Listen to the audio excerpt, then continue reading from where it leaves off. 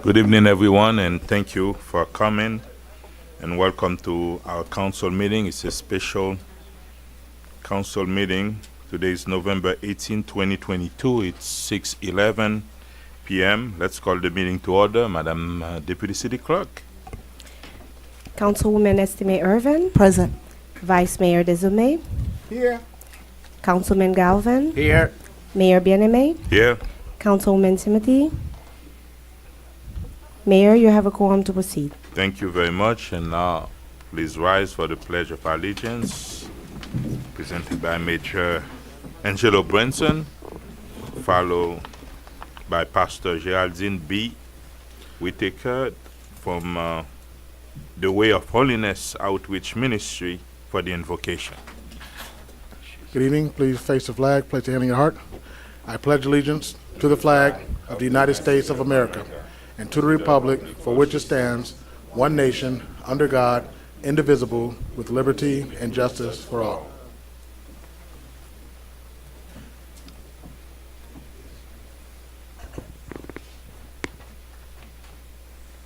Let us pray. Father, we come giving you thanks this evening because of your grace and mercy yet being extended unto us and this council. Bless this meeting as they continue to function for the betterment of this great city. Our prayer is this council will always acknowledge you, Father, so that you will guide their every decision making. Continue to impart within them godly wisdom, knowledge, and quick understanding. Let them never defer or neglect their duties as they fulfill their solemn commitment. Thank you, Father, that through this year, they have been dedicated and faithful in fulfilling their duties as council members of municipal body, having legislative and administrative powers. Thank you now, Father, for answering in the name that is above every name. In Jesus' name, Yeshua. Grant them the desires to make the city of North Miami greater. Amen. Amen.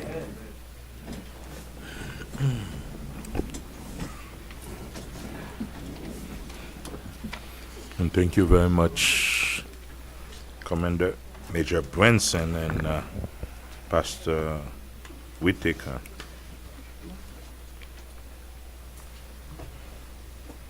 And Madam City Manager, do we have any addition, deletion, amendments, deferral to the agenda? Yep. Tab C to add Councilwoman Estime Irvin as a co-sponsor. Tab E to remove off the agenda. Tab M as a deferral to the December 13th made by the applicant request. Tab M. Slow down for us. Tab M as in Mary. What was the one? Oh, sorry, tab E, Tab E. What is E? remove from the agenda. Tab E. Oh. Okay, remove, okay. Tab M, What's tab E? Remove. a deferral by applicant to the December 13th. What tab? Tab M as in Mary. Tab M. And tab F, to stay as the same with the Scrivener's error. The Scrivener's error is to add 2 additional vehicles to the list. Tab F. is that? Tab F, F yes, to add 2 cars. yes, with no change in price. Oh, Okay, okay. Okay. Yasmin, for the record, can you say it again?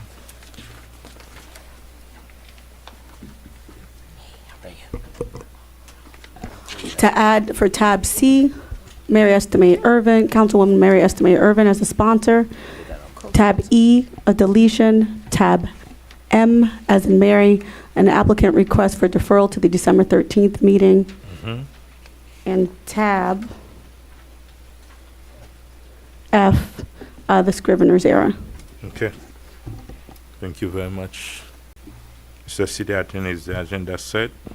Yes, Mayor, the agenda is set. You may proceed. Thank you very much. No special presentation, no city announcement, and we will do the appointment at another day. Let's move to the consent. Madam Clerk, Madam Deputy Clerk. I'm Yes. Mr. Chair, if you would mind, this is just a youth council appointment? You have an appointment? Yes, I do. Okay, go ahead. Can you do it? If you- Let's do the appointment. Madam Clerk. Sure. A proposed resolution of the mayor and city council of the city of North Miami, Florida, appointing Kendrick Serafin to the North Miami Youth Council in accordance with Chapter 2, Article 3, Division 11, Section 2-257 of the City of North Miami Code of Ordinances, providing for an effective date and all other purposes. That's you the very- board Thank- appointment. Thank you very much. Can I hear a motion Move for on the approval? appointment? Second. I have a motion made by Councilwoman Estimate Irvin to approve the appointment of Kendrick Serafin to the North Miami Youth Council. The motion was seconded by Councilman Galvin. All in favor? Aye. Any opposed? Motion carries with a 5-0 vote. Thank you very much. Thank Tab- you. The consent, let's, A to D. For the record, Mayor, Councilwoman Timothy is present as of 6:15. It was 13, but you know.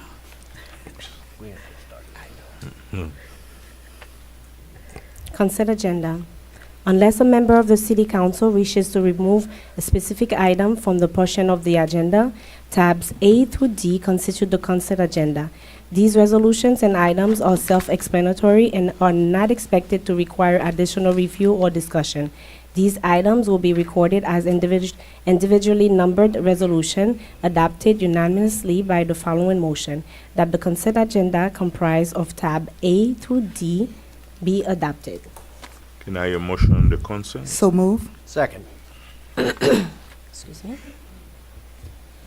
I have a motion made by Councilman Galvin to approve the consent agenda. The motion was seconded by Councilwoman Estimate Irvin. All in favor? Aye. Any opposed? Motion carried with a 5-0 vote. We're moving to tab F, right?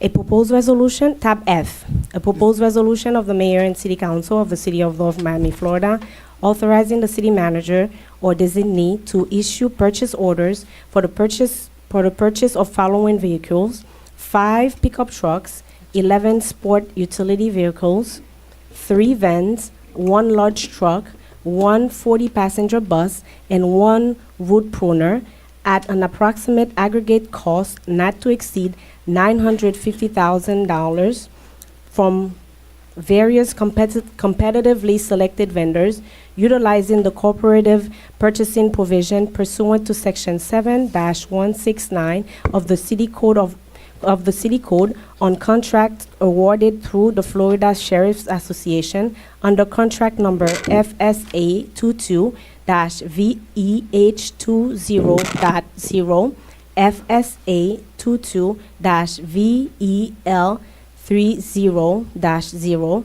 and FSA 20.EQUI18-0, and under the State of Florida contract number 25100000-STC, providing for an effective date and for all other purposes. Tab And H. we are adding the other 2 vehicles on it. Can you specify the, We haven't specified as the issue is coming up with purchasing cars. We're leaving open for 2 additional vehicles for this time because there is a closing window. thank you very much. Public hearing is open on tab F. Public hearing is now closed. Can I hear a motion or questions on the dance? So moved. Second.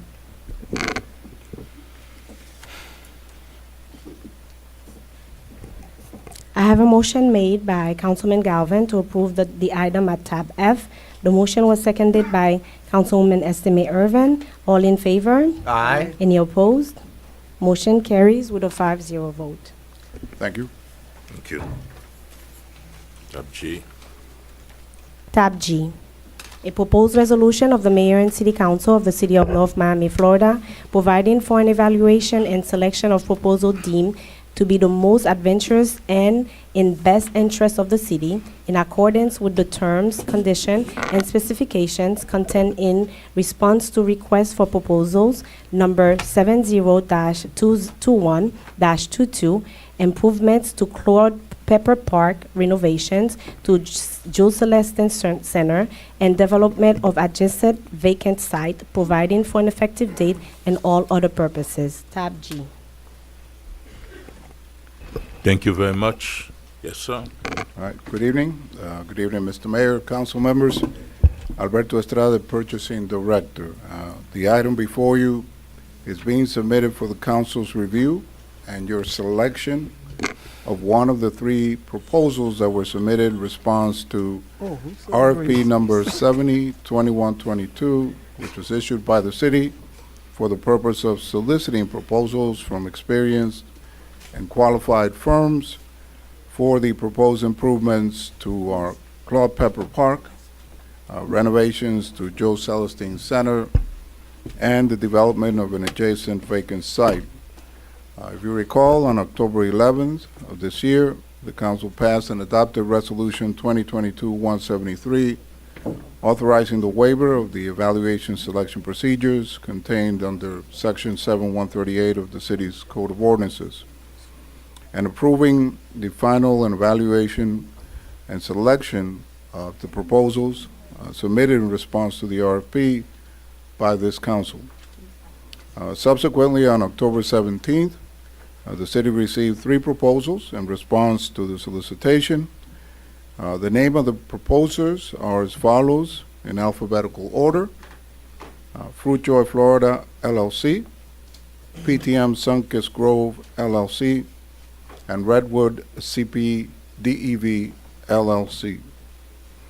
Staff convened an initial committee for the primary purpose of conducting a preliminary review and screening of each one of the proposals to ensure that they met the minimum requirements of the RFP and would be eligible for submittal to this council for your final evaluation and selection. The results of the committee's preliminary screening were included as part of this council report.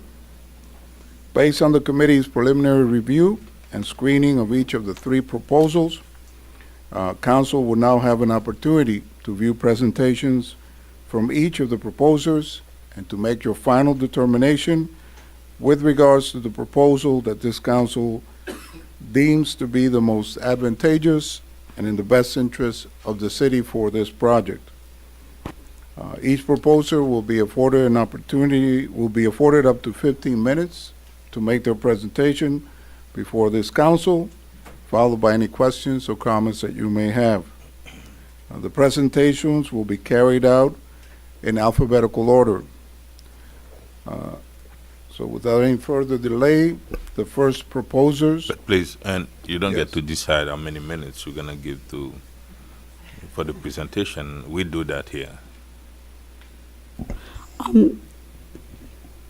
Mayor, my only concern is that whatever time you give one for the purpose of fairness, the others have to be allowed to present the same amount of time. So Oh, yeah, however we're time you gonna choose, do they have to same have time the for equal everybody. amount. Yeah, Yes. we done that. Yes, sir. Okay. The first proposers are Fruitjoy Florida LLC,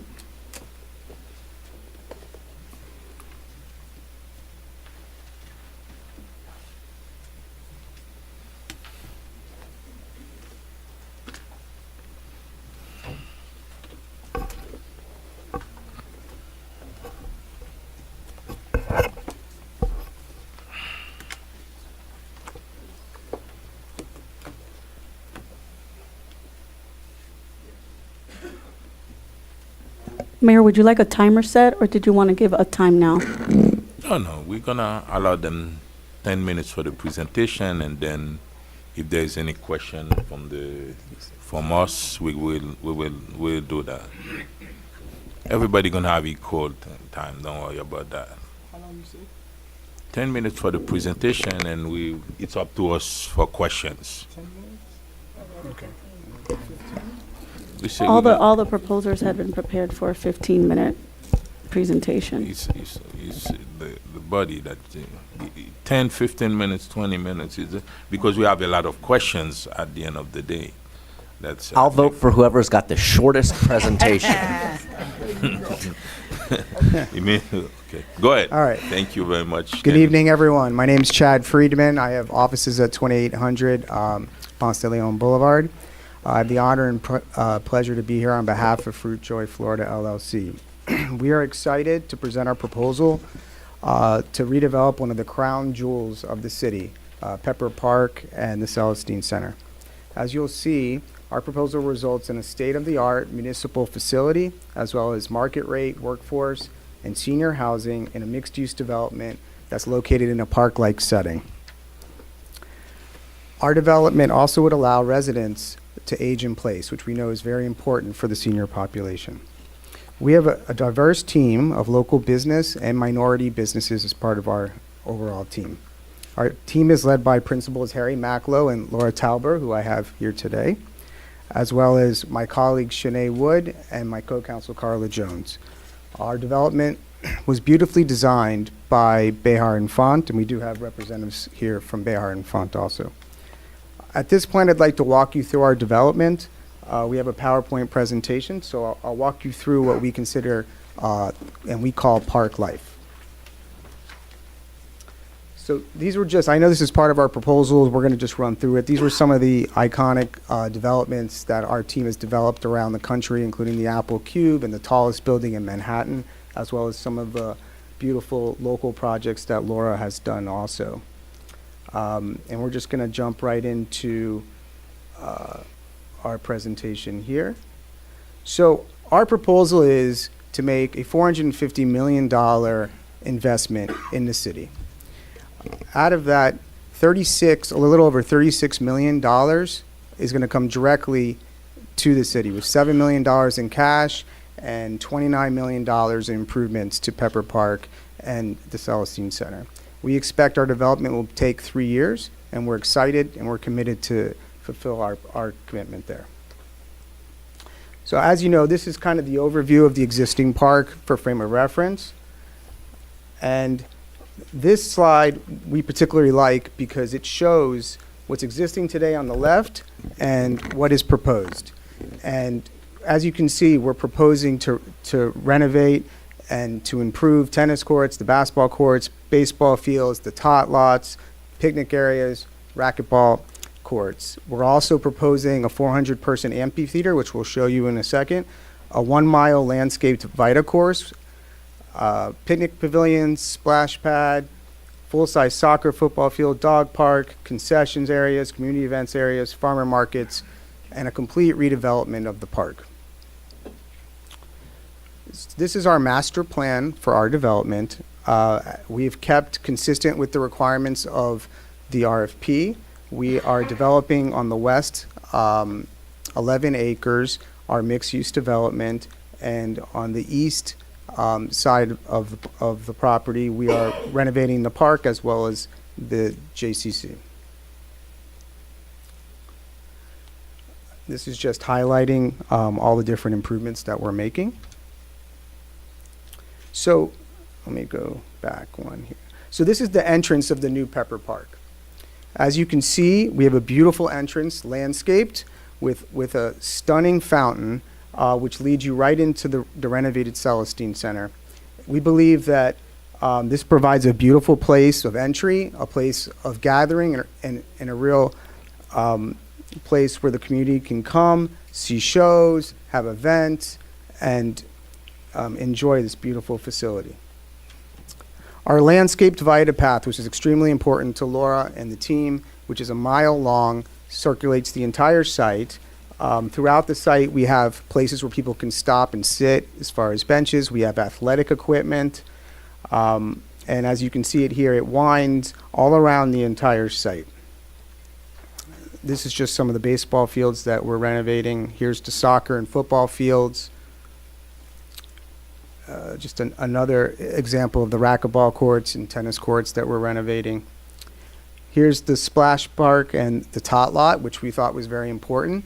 because we want to activate this. One of the most important aspects of our proposal is that we have the convergence of youth and seniors, as we do have a senior living component as well as market rate, and we expect a lot of families as well as the senior population to enjoy this. Again, the picnic pavilions is another perfect example. This was meant to help for the senior population and to allow for people to gather and enjoy the park. We have the community event space, dog park, and then here's the Celestine Center. I know I don't want to take too much of your time, so I know you have all of this, but as you can see here, we're making all of the improvements requested by the RFP, and it's going to end more. And we're going to have this beautiful gym, amphitheater, which we think is absolutely gorgeous. This beautiful band-shelled amphitheater, the terrace, and we're going to conclude now before with these pictures with Laura speaking, and we'll run through our mixed-use development here. So these are some of our development proposals. Our proposal on the mixed use is essentially 4 buildings that have approximately 300 units in each. And again, they are going to be a mix of workforce, senior, assisted living. These are some of the inside renderings of it. Here. It's going to be a LEED certified building, as well as the Celestine Center also.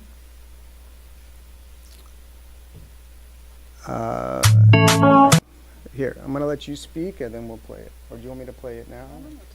Why don't you speak and we'll conclude with it. All right, I'm going to introduce you to Laura Talbert. I know you guys all know her, and then we'll conclude with a short video.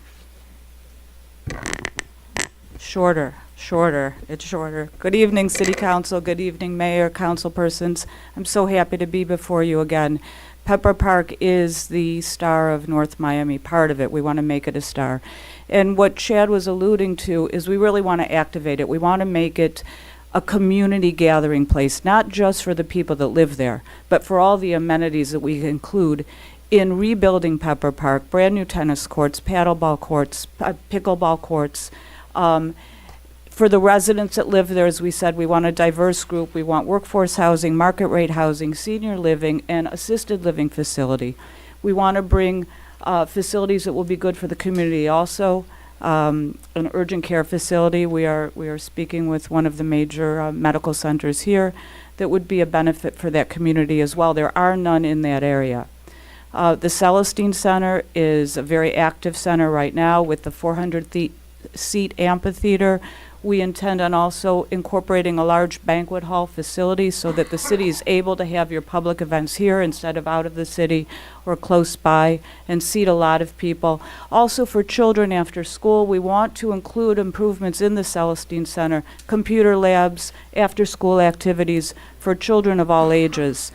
We talked a little bit about the community areas outdoor, a picnic area Chad talked about, where we're talking about families, seniors, kids, community activities. We have designed areas for food trucks and for farmers markets and things that can come into the city and be very beneficial to all the residents in the city.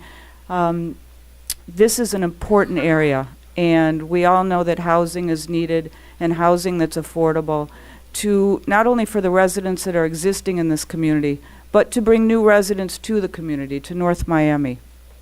And with that, I think we have a little video presentation. I want to keep it short, and we remain available, obviously, for any questions you may have.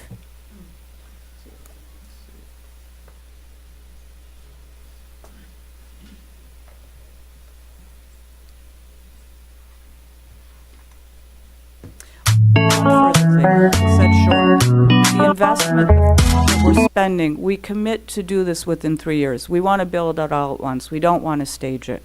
And I'm saying that on the record in front of you because we agree to that. We think it's important.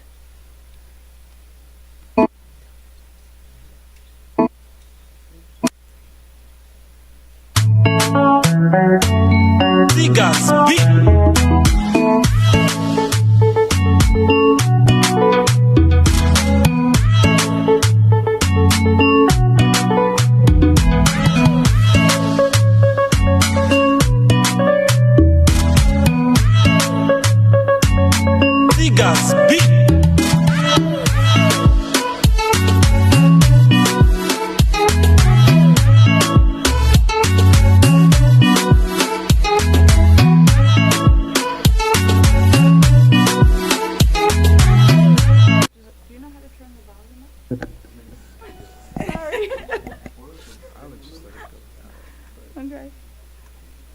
let it go.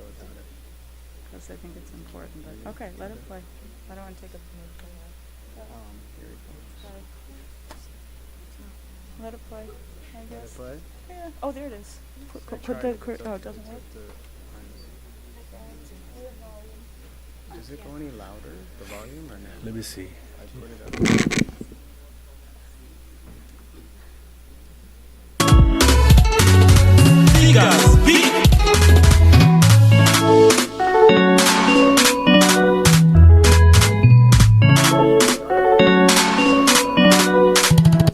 I don't want to take up. Okay.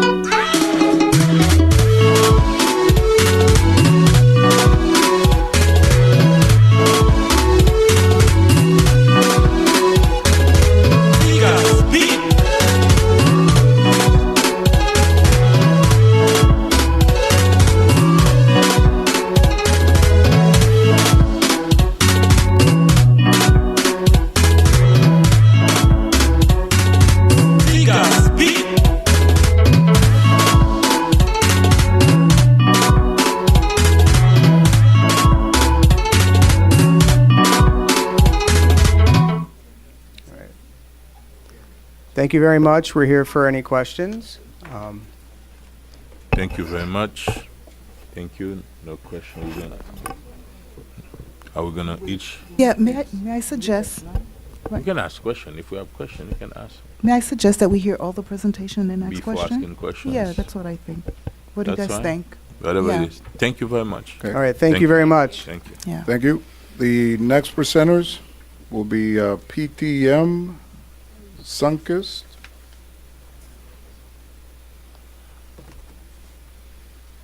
PTM Sunkist Grove LLC.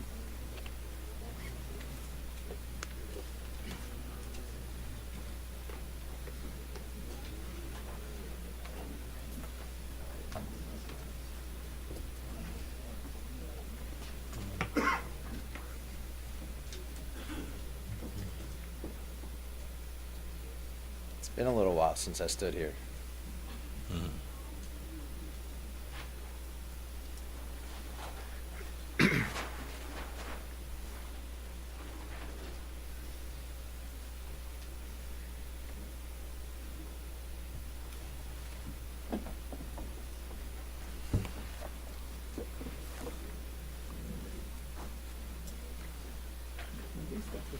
We good?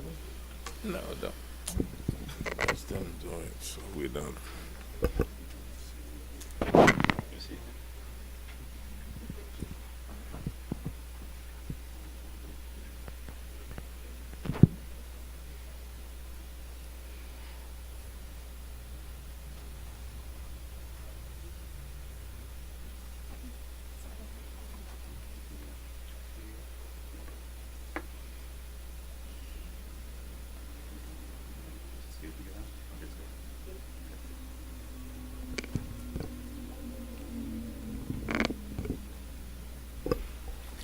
Yes. Oh, go ahead. All good? Good evening, Mayor and Council. Thank you, everyone, for coming in on a Friday evening. I appreciate it. And My name is Michael Tillman. I am the CEO and co-founder of PTM Partners. We founded PTM in 2018 with a specific focus on developing mixed income rental developments, specifically within opportunity zones that demonstrate our focus and commitment to inclusionary impact development that is sustainable, resilient, and built with an eye towards housing that is accessible without sacrificing the luxuries that one would find in a Class A luxury building. Since forming the company in 2018, we have invested and developed in more than $2 billion of mixed income developments throughout opportunity zones up and down the East Coast. My team and I have significant experience in developing mixed-use projects, particularly here within North Miami with Solemia. We are very excited about the concept plan that we have devised for the redevelopment and modernization of Claude Pepper Park, the enhancements and additions to the Joe Celestin Community Center, and the 700-unit inclusionary mixed-use and mixed-income development comprised of senior living, affordable and workforce housing, market-rate rental housing, and a rent-to-own product. All of this is combined alongside a main street complete with a food store, entertainment venue, and retail locations that can be operated by local businesses native to North Miami, all within what we have named the Oasis at Sunkist Grove. And good evening. My name is Everald Colas. I'm an architect. I'm the founder of Storen Studio for Architecture. Our goal as a practice is to design for the voiceless. So when we first walked this site and understood the quietness of the streets, we wanted a project that was attainable for all. And we had the goal of meeting the general wellness of the neighborhood, which included programs for eating, living, learning, and play. I'm going to walk you through what's on your screen and talk about some of the program in a bit more detail to set the stage for what's in our project. As we come here, we understand that the site has sort of single-family homes to the south of us. So what we've done is, with all the density of 700 units that we added here, we're careful to not go higher than 6 stories. And then as you turn the corner to the south of the site, we actually provide townhome scale to speak to the other side of the street. We're all about placemaking to make sure this fits in the community.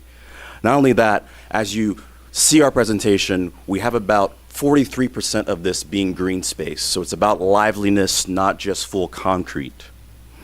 We talked about eating, and we understood that there is a desert of sort. So it was key to us to add a grocery store as part of our development. We talk about attainable living. So we have 40% workforce, 40% market rate, and 20% affordable as part of this. We will meet that mix because we believe in people and their generational wealth and being here in North Miami. We understood what the park already meant to your constituents. We sat with them, we interviewed them, and understood how powerful tennis was already here. And so, as you know, today there are basketball courts here. We actually moved the basketball courts further east to make a proper tennis complex and give room for you to play basketball. This is actually comments that we heard from your constituents. We were on the ground talking to them. So you have a proper tennis complex as you move here. And as you move further, we actually repositioned some of the practice baseball fields to give you a multi-purpose soccer field and football field. So you have multiple levels of play. And to the south of it, we're thinking of families. When I design, I think of my 8-year-old. So we add splash pads, picnics for parties. We, of course, extend some parking in very strategic ways to make sure the project is sustainable and people can meet and be there.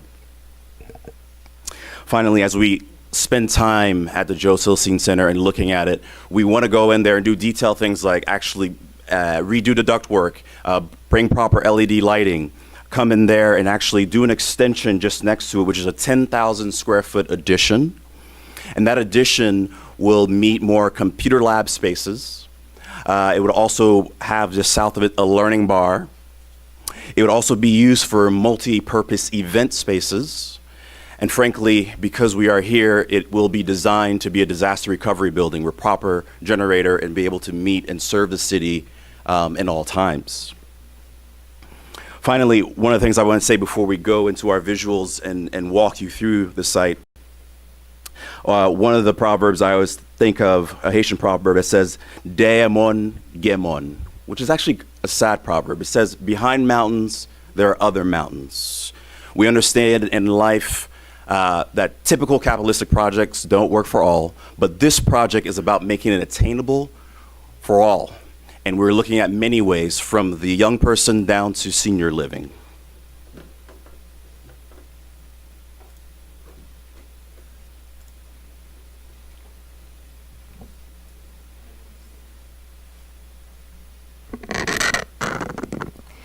Hi there, good evening. So, our aim with Oasis at Sunkist Grove was to really create a development where the residents had everything at their fingertips.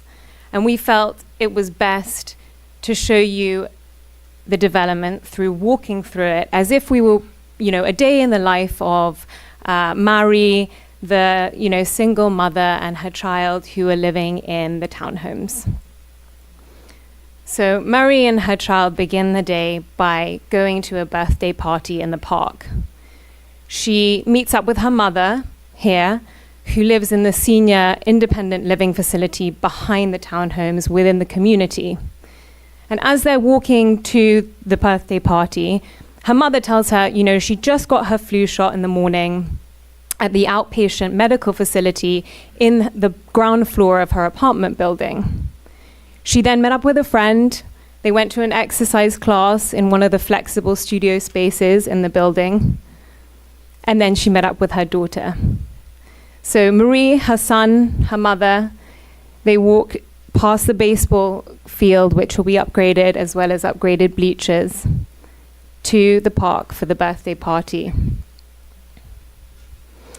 Upon reaching the birthday party, which is being hosted in one of the picnic pavilions, which will also have grills and barbecues set up for other occasions such as this. They also see that this is next to the playground and the splash pad next door. They say goodbye to her mother because Marie now has to take her son to a soccer match. They walk to the soccer match where her son plays his match and Marie meets up with her girlfriends whose children were also involved in the soccer match. Marie met her friends when she moved into the community in her 20s. She lived in one of the workforce apartment units. She met all these girlfriends. And, since then, because of her hard work, her dedication, the community support she's received, and the various financial literacy courses that she's taken for free, at the Learning Lab, because she's a resident at Oasis at Sunkist Grove. She's recently been able to move into a townhome with her son, which is also part of the Rent to Own program. So after the soccer match, Marie and her son are starving. They're going to go to the farmer's market to pick up some food. And they do this, so they walk through the new 1.13 mile path, which is on the inside perimeter of the entire development. And they pass, we're going to walk through the breezeway between the JCC Center and the new addition, which will be the learning bar, the computer lab. This is called Nomi Walk. It will be sort of North Miami's version of Wynwood, designed by the local artists. So they reach the farmer's market, they grab some lunch. She's particularly excited today because her sister, who started recently making organic beauty products, is selling at one of the stalls. So they eat, they see her sister, and then they head over to the JCC Center. They head over to the computer lab, which is a part of the learning bar, and they take a family computer course together, and they learn how to code. After this, they run some errands on the retail main street. Here, she bumps into a girlfriend of hers who initially had started just baking pâtisserie, things like that in her kitchen in the mornings, but she took various business courses in the Learning Lab and has now graduated onto having a store herself in one of the stores on the retail main street. Marie ends her day by meeting back up with her mother, and they attend an event on the rooftop of the JCC Center in honor of the seniors living at Oasis at Sunkist Grove.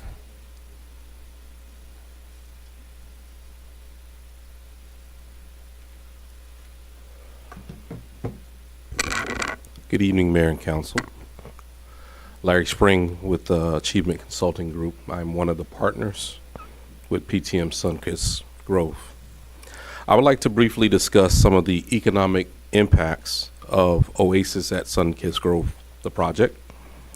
You've all read through our detailed proposal, so you know our approach to the development accounts for many of the cities and the CRA's economic development initiatives targeted at job creation, providing for affordable workforce and senior housing options, retail, and family amenities in the adjacent park. But what we wanted to do was put some numbers to this. The project will provide a $200 million investment that will yield $133 million in direct revenue to the city over the first 40 years. That would include $111 million in property taxes, $16 million in CRA TIF revenue for the remaining life of the existing CRA, and $6 million of permit fees. The project will also generate another $111 million in beneficial revenues via the school board assessment and the Children's Trust over the same period.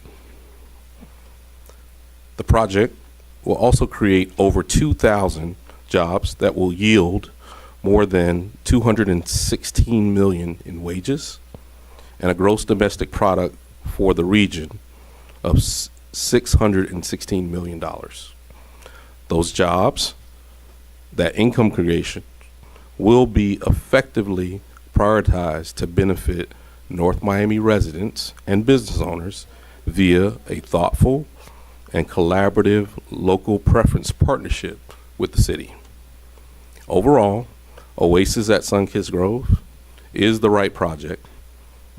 It's at the right time, and it's focused on the right economic and community results for North Miami. So, thank you. We can just go back to the video. One quick note, we will hand in for the record copies of all of the surveys, which are north of 150, I believe, taken, which guided a lot of the decision-making on the project. But as we pull away from the Oasis at Sunkist Grove, as you can see on the screens, you can see how we have thoughtfully addressed bringing in a mixed-use village to a largely single-family community, with the gradual step up in height capped at 60 feet, as well as giving serious thought to what the area needs of this West North Miami community. Mind you, with this project being funded as an opportunity zone development, it means that we are holding it for the long term, and that we are committed with significant equity investment to be here for an extended period of time. Creating this main street, particularly with the grocer and the event space, providing for new retail and commercial uses for the business owners and entrepreneurs of the community to work within, coupled with a pedestrianized community that gives new life to Claude Pepper Park and the Celestine Center, with more than $10 million in immediate improvements, which we would start as soon as possible so that the public can make use of this park immediately. Introducing senior living product alongside mixed income buildings and townhomes, bringing families together in the same neighborhood is how we create a true community. It's equally important to make mention again of the rent-to-own product type, whereby we can provide the opportunity for renters to become true owners, which is arguably one of the greatest gifts anyone can provide. It helps us build equity, and it helps everyone create what we like to call community wealth, which is a people-centric approach to creating value by providing opportunities for our residents, for our community stakeholders, and for our neighbors to get opportunity at things that may not be readily available to them elsewhere. This includes construction and development opportunities with the local preference. It includes providing new workforce and affordable housing options. It includes providing senior housing options. It includes providing the computer and training lab within the upgraded JCC to enhance residents and community members' professional skill sets. It includes a wellness-centric community and ethos built into the programming of the neighborhood. It includes the opportunity, as mentioned before, for renters to eventually own their own units in the rent-to-own model. It includes the unique opportunity on the main street for local entrepreneurs to set themselves up as opportunity zone businesses. And most importantly, it creates a true neighborhood on the west side of North Miami. We believe the Oasis at Sunkist Grove could be a new engine for growth, and we are excited at this opportunity to partner with you, the city, to deliver upon it. Thank you. Thank you very much.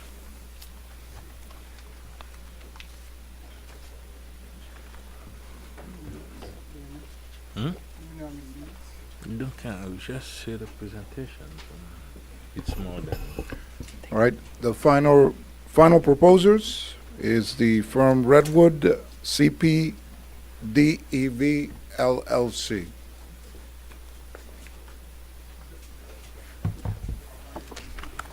Sure.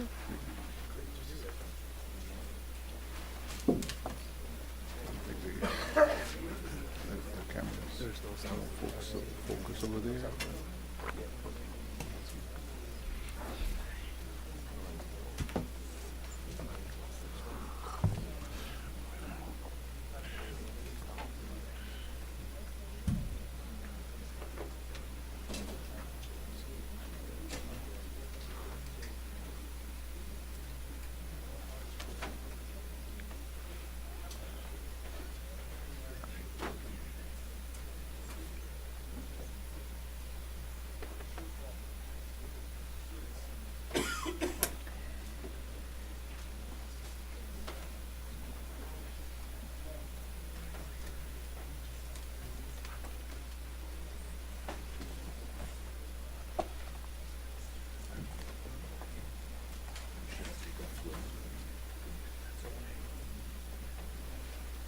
Good evening, Mayor and Council.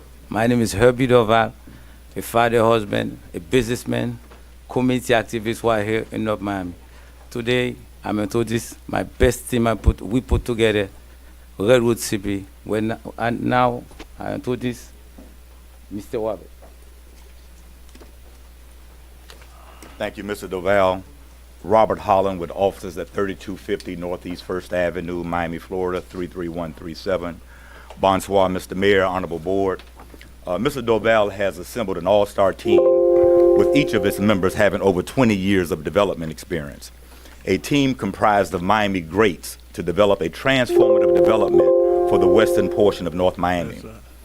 That team consists of Mr. Herbie Doval, who's a 20% equity member. This is the only deal that actually has Haitian American equity in this deal. Brian Sidman, David Burston, Alex Rodriguez, and Mr. Anthony Sejas, who's the former president of Lennar Homes of South Florida. Mr. Sejas? Good evening, Mr. Mayor, members of the council. Again, I'd like to thank you all for taking a Friday night to meet with us. We, again, as Robert mentioned, I spent over 30 years in South Florida developing. I spent 26 of those years as president for Lennar Homes for the South Florida region. I've someone that's been developing in South Florida, and the reason this is important is I want the council members as well as the community to understand that the Redwood development team has the know-how and the experience to complete and deliver a project that you all will be proud of and the community will be proud of for years to come, as this will be something that, again, we'll all share in the moment of seeing something come from a park to a vibrant community that's mixed income, mixed retail, and all the above. Thank you very much, and I'll be available for questions. In addition to the team, it is also bolstered by world-renowned architect Mr. Kobe Karp, who you will hear from later. The legal team is comprised of Mr. Jeffrey Burkow, Mr. Mickey Morera, Javier Fernandez, and myself, Robert Holland. These team members have successfully produced several $1 billion worth of development here in the South Florida area. So to give you some comfort in our ability to finance this development, we have garnered support from several financial institutions. In our proposal, you will see financial support letters from Goldman Sachs, Ocean Bank, Amerant Bank, Centennial Bank, Regions Bank, and here today as an expert witness to this team's financeability is Mr. Chris Damian, the Executive Vice President of City National Bank, with excess of $22 billion in assets. Thank you. Mr. Chris Damian, thank you for attending tonight's public hearing. What is your role at City National Bank? I'm an executive vice president of business banking at City National Bank. And how long have you been a banker? I've been a banker for 34 years in South Florida. Would you consider yourself an expert in real estate development lending? Yes, sir. Do the principals of Redwood currently have over $15 million in cash deposits with your bank? Yes, sir.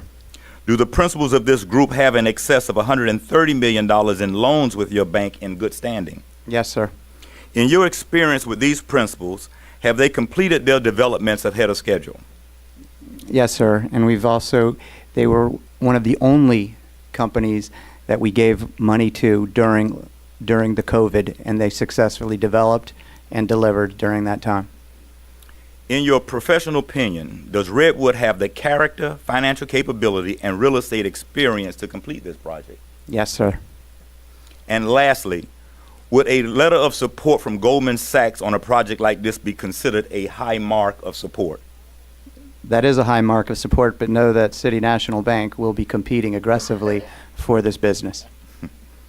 Thank you so much, Mr. Damian. You're welcome. Thank you. So, Council, this is a transformative development, seeks to create a location within the community where people can live, work, and play. The intent is to build a mixed-use development with approximately 1,500 residential units across all income levels: senior housing, workforce housing, affordable housing, and condo ownership. It also have approximately 180,000 square feet of retail, restaurant, and office space, which is more than any of the other developments. In fact, more than the other two proposals combined. It'll consist of bowling alley, a theater, world-class makeover of Pepper Park, and the Celestine Community Center. And because of our financial backing, we can deliver this development without waiting years for government subsidies, nor will we come back to you a few years later and ask for an increase in this development. What are the community benefits that this proposal has to offer to the city of North Miami? Ms. Herbie Duvall, Mr. Mike Mermade, I always get Mike's name messed up. Mike, Tamara Filippo, and Pat Santangelo have worked tirelessly to structure benefits based on community outreach. So here's what we have for the community. It's a capital infusion to develop this project in excess of $750 million. A $14 million new park facility, baseball fields, soccer fields, new concession facility, basketball and tennis courts, water park area for the kids, exercise trails, amphitheater, state-of-the-art LED lighting, additional meeting space in the Celestine Center, a 200-person banquet facility, $21 million of off-site benefits, $7.25 million in city permits and impact fees, $14.8 million of Fire Road Park impact fees. Construction jobs would be 8,645 jobs approximately, with a payroll of about $460 million. Permanent jobs, 679 jobs, with a payroll of about $25 million annually. All jobs and residential opportunities will be advertised for the first 3 months within the city of North Miami and its adjacent zip codes to make sure that we've thought any efforts of gentrification in this community. And as most of you are aware, this sector of town has some of the highest unemployment and underemployment. So Mr. Dovall has required very serious efforts to make sure we employ residents of North Miami and the surrounding area. The team's goal is 30% area hiring, 30% small and minority business hiring with an emphasis on North Miami, and with the utilization of Miami-Dade County small and minority certified list of vendors, they will be used as a resource to make sure we can identify those firms. As it relates to job recruitment and training, Redwood will establish a job training program in conjunction with the Florida Memorial University's trades program, Miami-Dade Community College, South Florida Workforce, Career Source, North Miami Senior High School, and the City of North Miami. We'll also underwrite the job training for North Miami residents desirous of employment within this project. As it relates to job placement, A job placement consultant will be retained and housed on-site to facilitate area hiring. Additionally, a North Miami PR consultant will be hired to vigorously promote the availability of jobs within this community via social media feeds common to the area, radio stations, barbershops, salons, restaurants, and the City of North Miami's webpage. As it relates to the recurring financial benefits to the city, you're talking $4.6 million in annual ad valorem taxes. That's approximately $500 million over the term of this project. A $50,000 annual contribution to the Pepper Park Foundation to assist with kids' services and scholarships. A $30,000 financial guarantee from the ice cream parlor at Pepper Park to the Pepper Park Foundation. Approximately $72,000 in annual rent projected from the new banquet hall, and approximately $52,000 in new concession stand annual revenue projections. And lastly, we'll get a $1 million grant to the city for programming within the city for utility and food assistance or whatever programs you deem necessary within your community. As it relates to community support for this, we have a lot of community support here. We have Mr. Andre Berto, if he can just stand for me. Most of you all may know Mr. Berto. He's a two-time world champion, a Haitian Olympian, and very committed to working with the program here in the park, some of the programming to try to give kids some motivation and desire to continue doing great things. He'll be working along with us in the park system. We have Mr. DJ Irie. Everybody know the voice of the Heat and Carnival Cruise Line.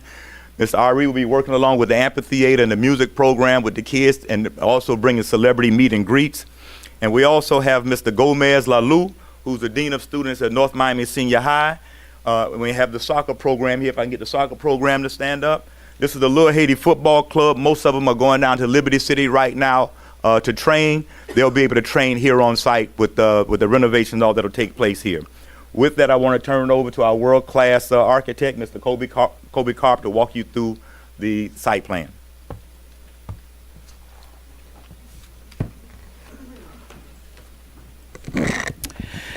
Good evening, Mayor, Commissioners. I will try to be as brief as possible. And as you can see, this presentation is pretty detailed. I'm a 60-year-old architect here local, and it's a once-in-a-lifetime opportunity to really take a location such as this, 20-plus acres, and really create a community destination that is central on a very important axis. 17th Avenue, as you know, is a major connector, north and south. It brings us to major arteries.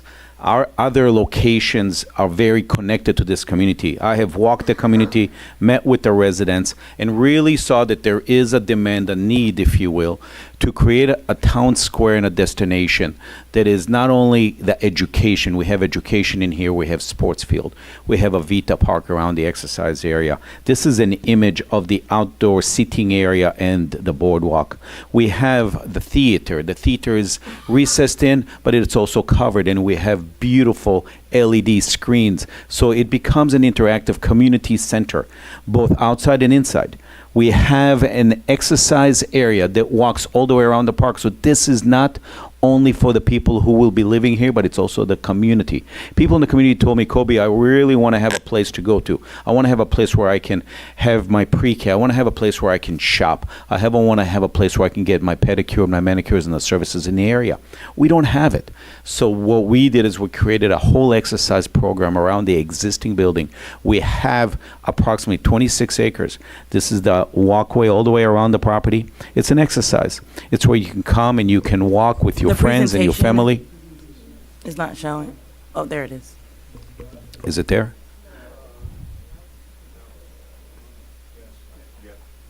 Good.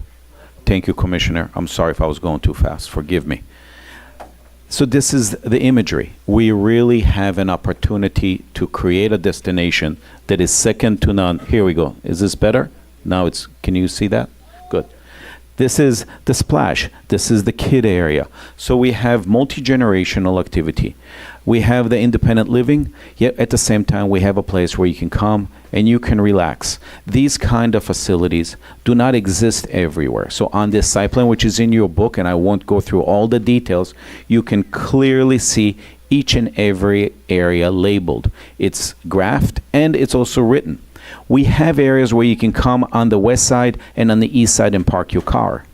We have new paddle, and we have tennis, and we have basketball. We have the Celestine opening up. You can see the circular theater with the outdoor seating, and you can see the outdoor seating area next to the air-conditioned banquet hall and kitchen.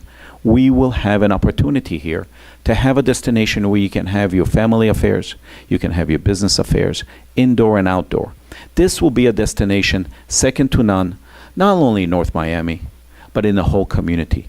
This does not exist anywhere. When this developer came to me, which is a very sophisticated culture developer, which is all about sustainability and resiliency, which is what this project is all about, of course it's going to be LEED, created an opportunity for us to really create an urban destination. This master plan is a phenomenal master plan, which at the expense of the public, we are giving the land back to the public. We're giving the park back. We're giving the amenity areas. We're giving the sports field.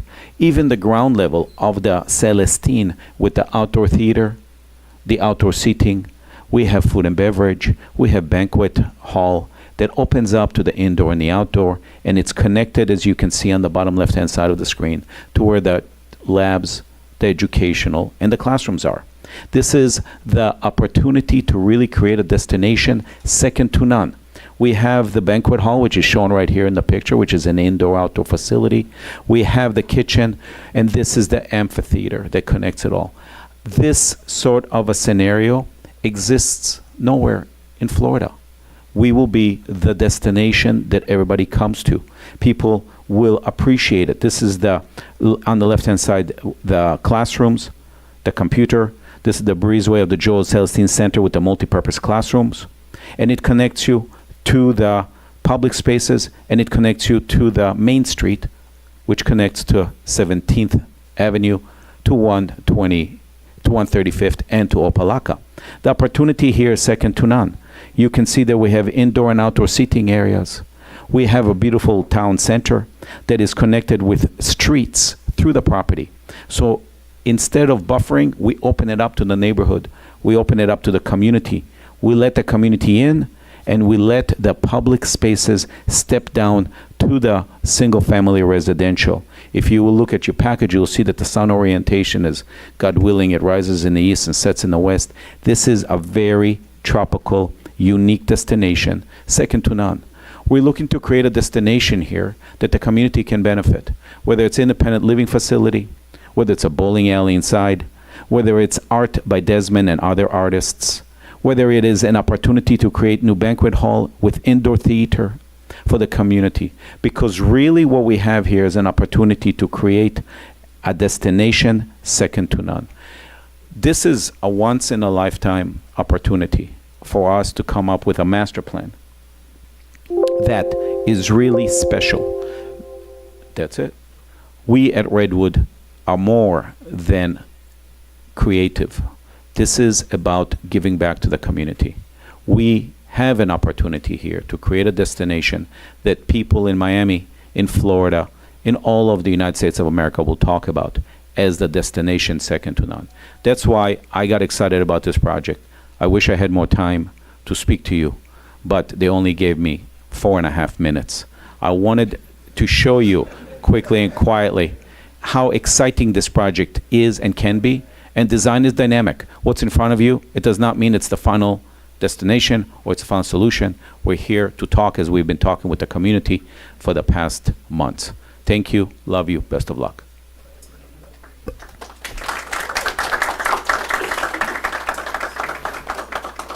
Thank you very much. We have before us 3 presentations, and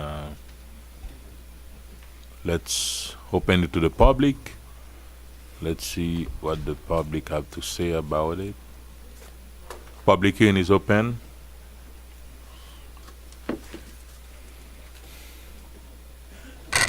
You may line up at both podiums, and remember to state your name and address for the record.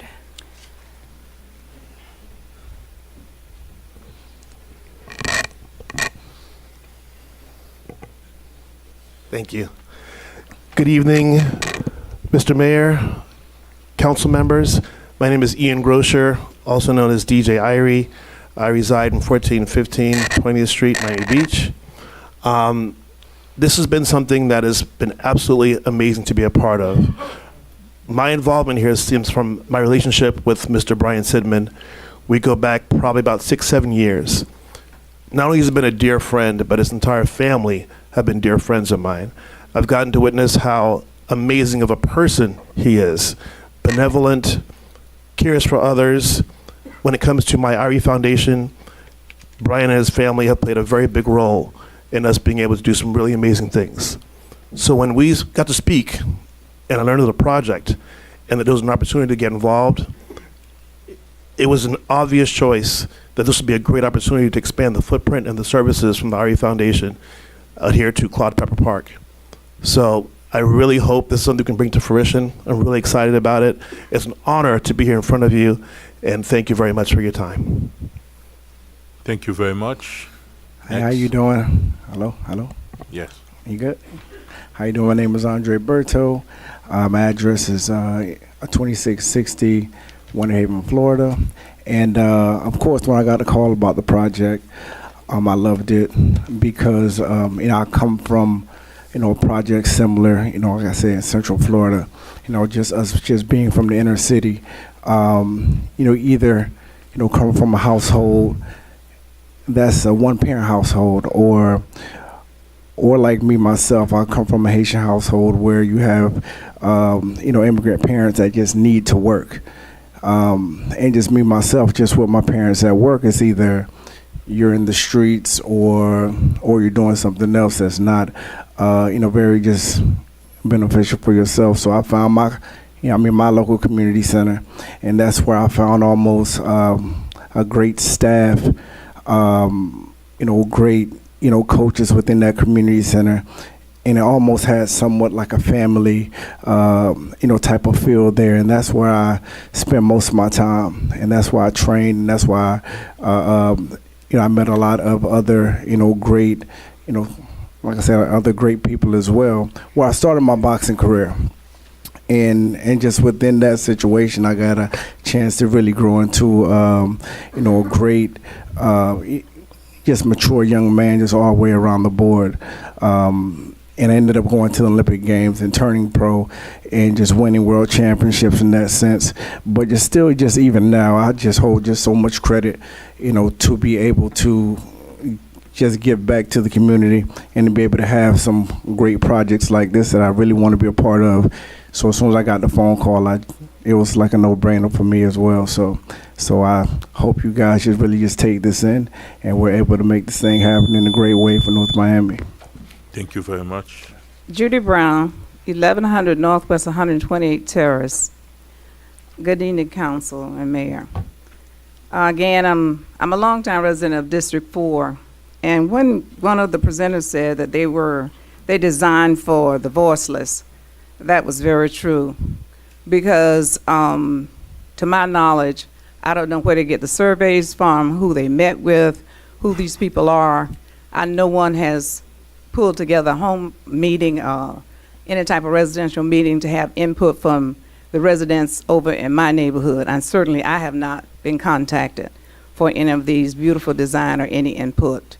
I have not heard anything from my council person with input on this to let us have a say-so in what's going on with this development. It looks good. We've heard all things before.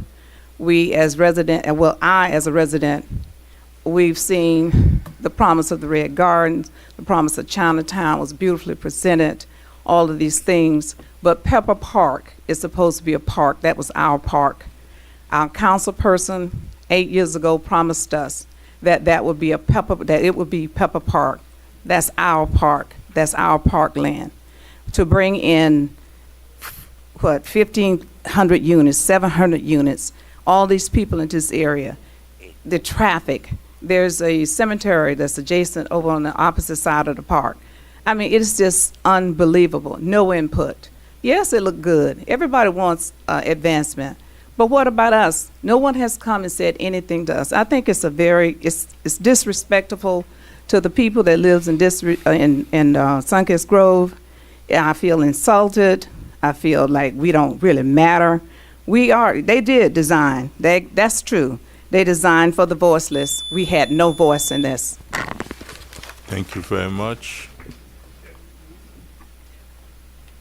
Good Yes. afternoon, Natalia Nader, 825 Northwest 126th Street.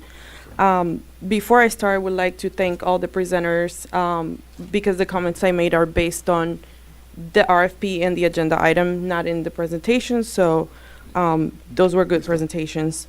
The land use for the west side of the park is civic. It's open space recreation, and the zoning is civic. So any kind of high density residential is incompatible with the area.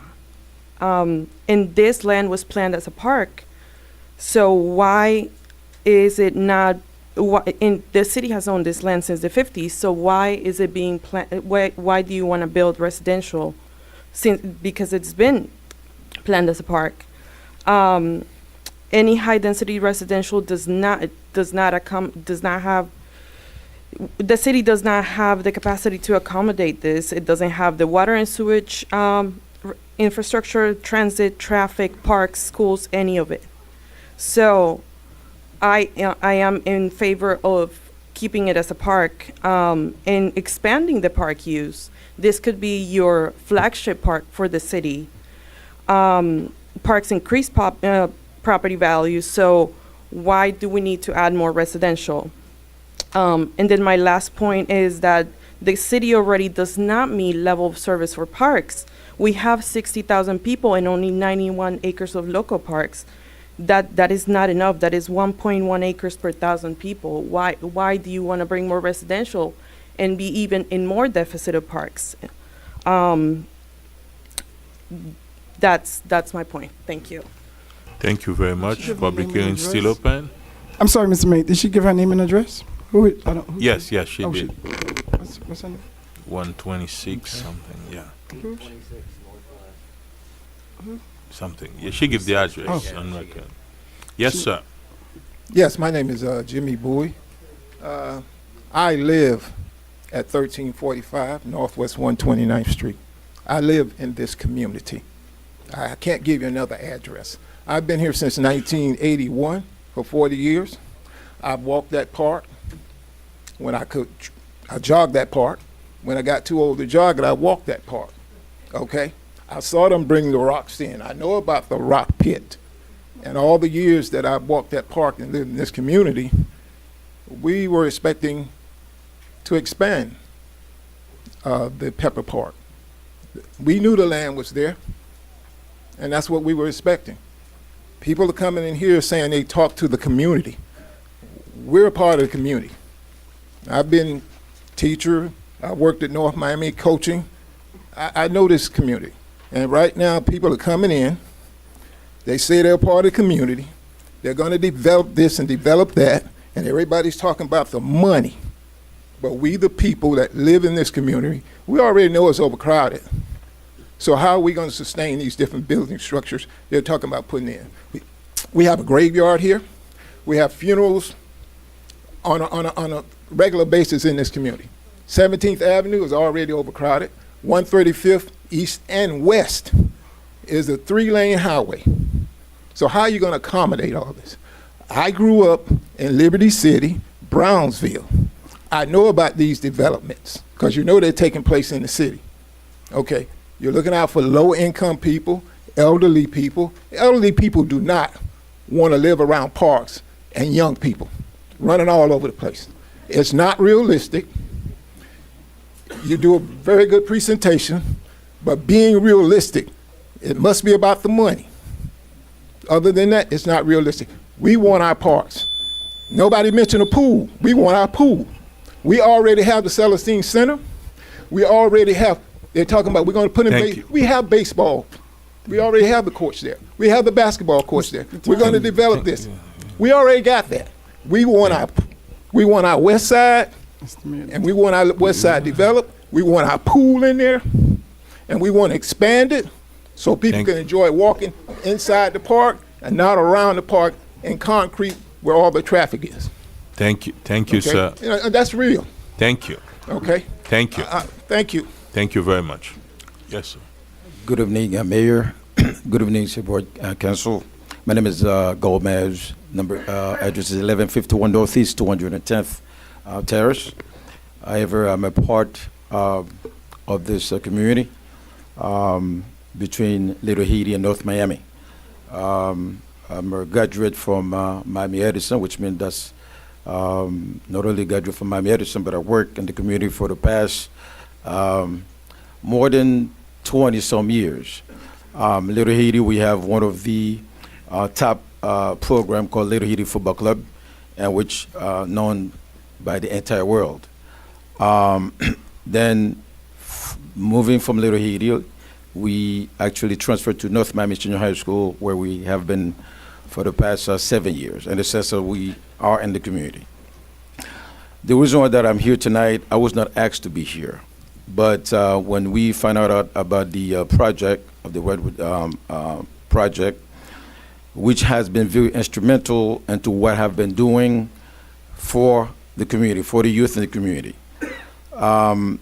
We have the program in Little Haiti consists of almost 60% of children from North Miami, from this area, where they have to catch jitney and buses 4 days a week, Mondays, Wednesday, Friday, and Saturday morning, to go to practice, and after practice, so they have to actually catch the same bus, of course, or jitney, to return back home.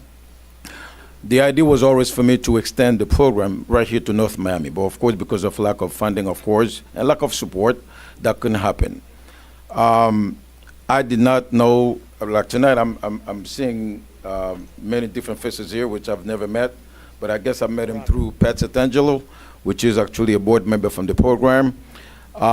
They have been very instrumental in the sense that to help with whether 30 seconds, please. uniform, help us with leagues, so on and so forth. Those few, because we are the only club in the state that's free to play. Thank you, sir. Where the kids Thank don't you. play, The but time they is up. actually been very instrumental in Sir, helping the thank youth in you. the community. Thank you so much. Good afternoon. My name is Lola Capers, and I live at 13920 Northwest 14th Avenue. That means that I'm right in the middle of the new development. I've been living there since 1996. The best plan that I seen was the Redwood plan. Yes, we need a bowling alley. I have an 11-year-old and a 13-year-old. Yes, we want to have some place to go sit down and eat. Yes, they want to have a water park. Change has to take place. We're short of housing, so therefore the land is not going to be empty.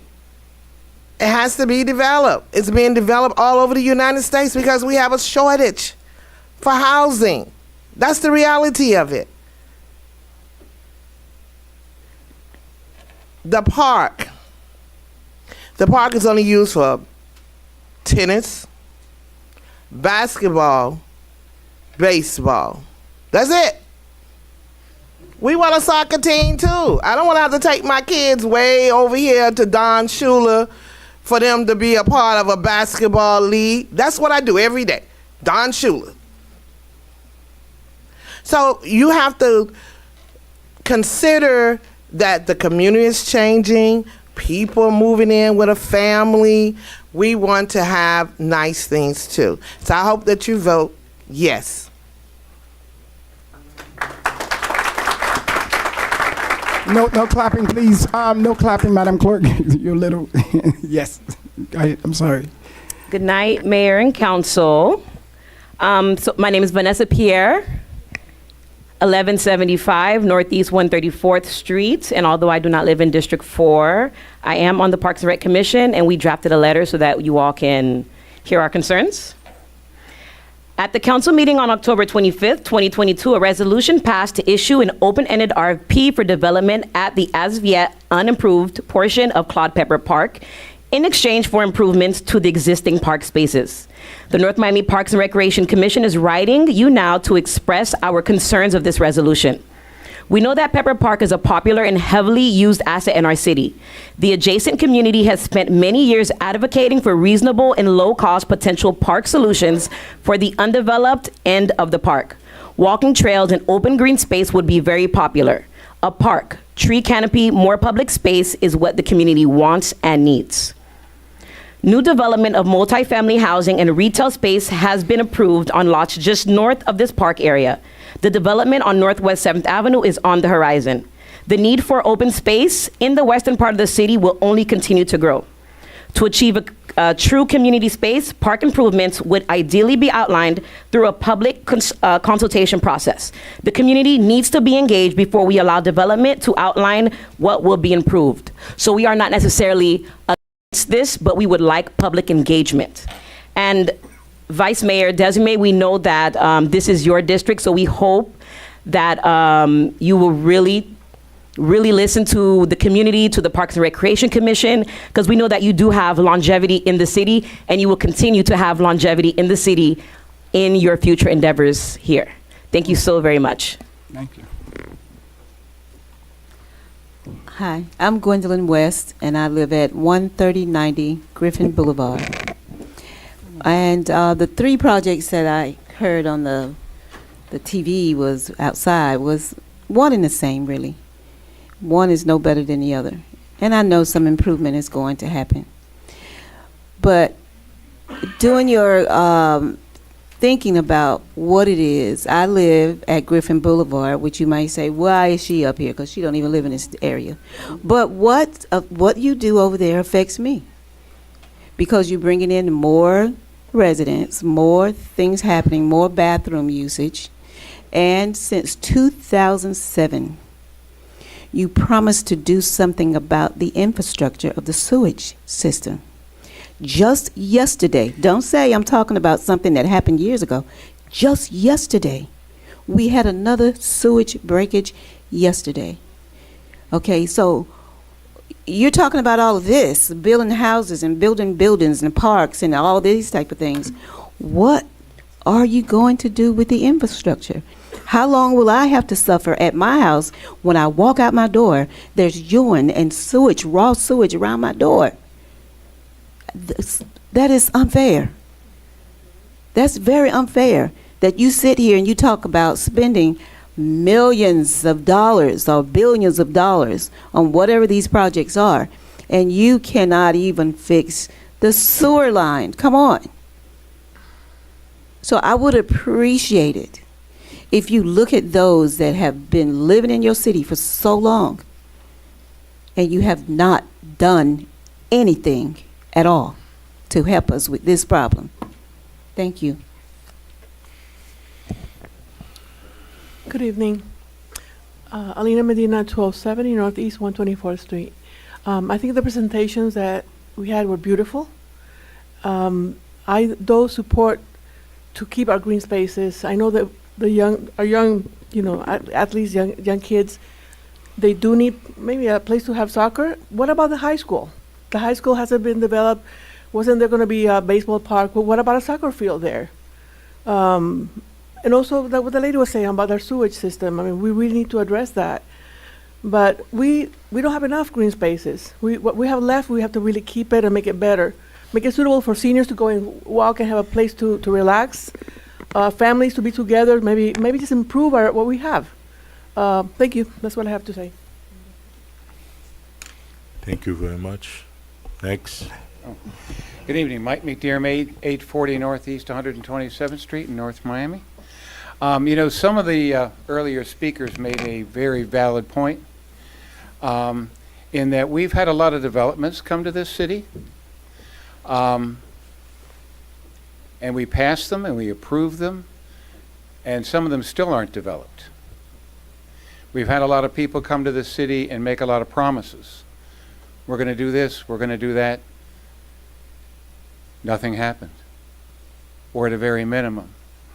And at points where at some points in our history, the council had to call people to task. You promised this, but you didn't give us anything. Or you promised this and gave us that. So In being involved in this city, I've lived here 60 years, so I've seen it all. And one of the two things that I think everybody knows about me, I've been involved in charitable events for many, many, many years. Local preference and participation, and encouragement in that. Working really at all levels with local charities, raising money for local charities. So for me, community benefits and local participation are very, very important. And in looking at Redwood, I felt that this team had not only more than enough finances to build this project, but they had the ability to begin the project. And most of all, they were so open and willing to really develop, as you saw, a very extensive community benefits package. Something that's really going to benefit local businesses, going to really enhance the employment, and really provide the kind of community benefits that this community needs. Thank you. Thank you. Hector Rivera, 12478 North Bay Shore Drive. And I confess that I kind of know where it's at, but I didn't know its name. So Pepper Park, I didn't pin the location at first, but thanks for some help here. I found where it is. But anyway, I think the projects that were presented, they were all very nice. Obviously, the Redwood group is like amazing. I mean, they brought their own banker in-house. So it is impressive. But I think that, like everybody else said before me in the podium, the public really didn't have no idea of these projects or how's it going or who's going to do it and what's going to be done. I would love to see perhaps the groups approaching the city and perhaps even collaborating one with the other, because I saw today everyone has great ideas, the most complete one being Redwood here, although I like the first one very much too, is just that they maybe can synergize and go with the city and talk. Honestly, I came here hoping that we toss out the letter from our mayor, from his resignation, so he can continue with us. But that's another topic. But I think Redwood will be an excellent program. But we also have all the concerns from the other citizens, such as more parks for the city, which I would like to see as well. Infrastructure improvements, such as water, sewers, and other demands. I heard about bowling alleys and whatever. I didn't hear nothing about schools. I know there's the lady is gonna do a whole chore, go from the elderly home all the way to the funeral home. But then again, I didn't hear anything about schools, so I would like to hear about that. Thank you very much. Next. Hi, I wasn't going to speak on this, but I feel moved to. My name is Deborah Davies, 1165 Northeast 127th Street. Hello, Mr. Mayor and council people. I think it's really horrible how little park space there is for the kids in this community. I have no idea what's going on with Cagney Park that was supposed to be developed years ago after the land swap. Why do you think people want to live in Biscayne Park and Miami Shores? There's beautiful parks. There's a community center. There's no green space for our kids. I mean, back when my kids were small, we had Cagney Park, and there were baseball teams, but I don't even know in my neighborhood, District 2, there's no parks at all. So I think you really need to keep green space. I think it's important for the environment and also for our mental health. Thank you. Thank you. They mentioned parks in Pembroke, in Biscayne Park and Miami Shores. Where are they? You say more parks than the city? Yeah. Oh. It's because some people from the city, they prefer to go east than going west. On the west part of the city, we have so many parks. Thank you very much. Okay, well, Thank- in the other part of the city, you have no parks. Okay. So- Okay.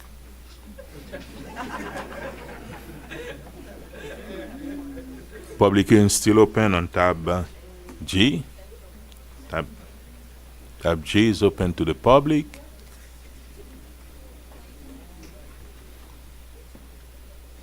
Oh, Hector. Oh, thank you very much. And public hearing is now closed.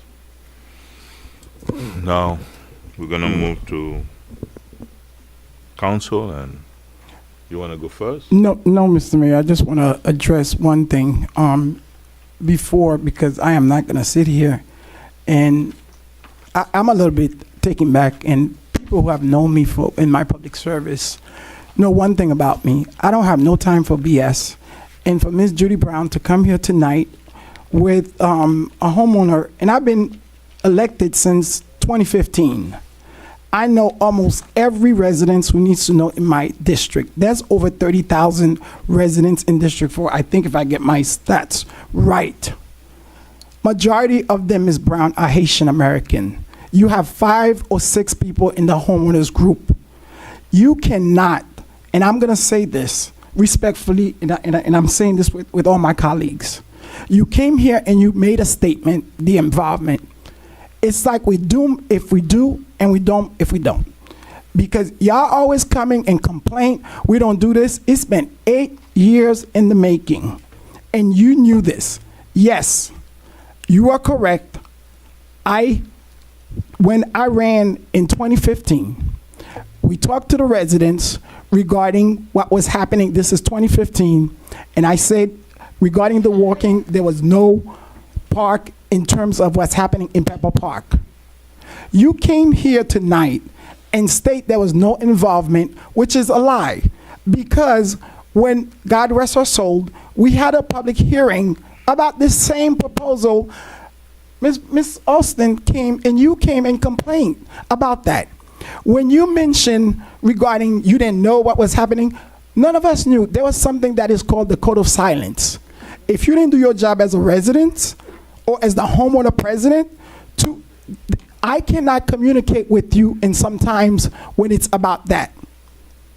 So for you to come here and say you did not know, you one person. And I have been very accessible and respectful. I like, and everybody would know that. The gentleman next to you, I don't even know for 8 years. And I know all of my residents, almost all of them. But the fact that you came here tonight and said, no, you didn't know, because you guys were talking about you didn't want the walk around and this and this and that. The reason that I came to this conclusion after many years, I've been in office for 8 years. You guys always say, oh, we didn't do this, and you said it in your presentation. Chinatown was this, the Red Garden was this and this and that. The people came to me. The other day I had a town hall meeting. Over 100 residents showed up. Because I do my job. So I am not gonna sit here and let anybody talk about my record, talk about whatever that you guys want to do, that's fine. But if you want to do something, you run for office. I am the elected person for the district, and I represent the entire city and the portion of the residents. And I have been very, very respectful. But I am not going to come here and sit here to allow anyone to say that I did not do this. No, we did everything that we needed to do. If you, as the president, or whoever's the president of your homeowner, or who's in the group, it's their job. Nobody contacted me. The resident who did, I spoke to them. You always come here and say this, there's 30,000 plus residents. Some of them don't even speak English. The other day we had a meeting, it was packed of District 4 residents. So please, again, it's always jumping to conclusion, and I just had to say something because it's not fair. And just like I said to Ms. God rest her soul, Ms. Austin to pass, and I did not speak to her, because I am about the people's business. I come here, I fight, you sent your email, I answer it, I do the best that I can. Because I'm not playing games. But this is for the district and for those who can't, we haven't gotten nothing. I work hard, it took me 8 years with the residents. So if you're not one of them who's happy or not, but for you to come here and speak against this, we are in the middle of a crisis, and we are not moving no parks. If you look at the RFQ when it was first put out, you guys came here, it was misinformed because you guys did not read the stuff, or we doing this with the land, we doing this. No. If you understand what's going on, or ask the city manager, the attorney, anybody, or any of the council people, we will tell you Pepper Park is being redone for the residents of District 4, for the residents of the city of North Miami. That's the first thing that we put when we thought about this. This thing started with our former manager that was here. The people been telling me, Councilman, we need housing, we need this, and the seniors are my passion. I sat with this former manager, with this manager, we talked and we got this. The process may not have been whatever the case is, but that I cannot do anything about the process. There's a legal process where I could talk to people, when I can't. You got to do your job and come and tell me, because the residents did. But I did not like the fact that we come in here, we're not going to do this. Again, I want to apologize to my colleague, but I had to say a few words because my record, Ms. Brown, no, I just had to say what I had to say because the record, it is the record. Okay, but because these people did whatever that they needed to do, I don't know, I cannot control what they do. We are the city. Okay, so why would you come here and say we did this thing? Been when the RFQ first came out, you guys came here and said that. Thank you very much. So, please. Again, public we're not hearing is having, I just closed. had to say what I needed to say. That's what We it is opened now and public this now. hearing already. It's done. Yes, sir. Well, no, not right now, because if you had been Chief. coming to the council meeting, you would have known, sir. Thank you.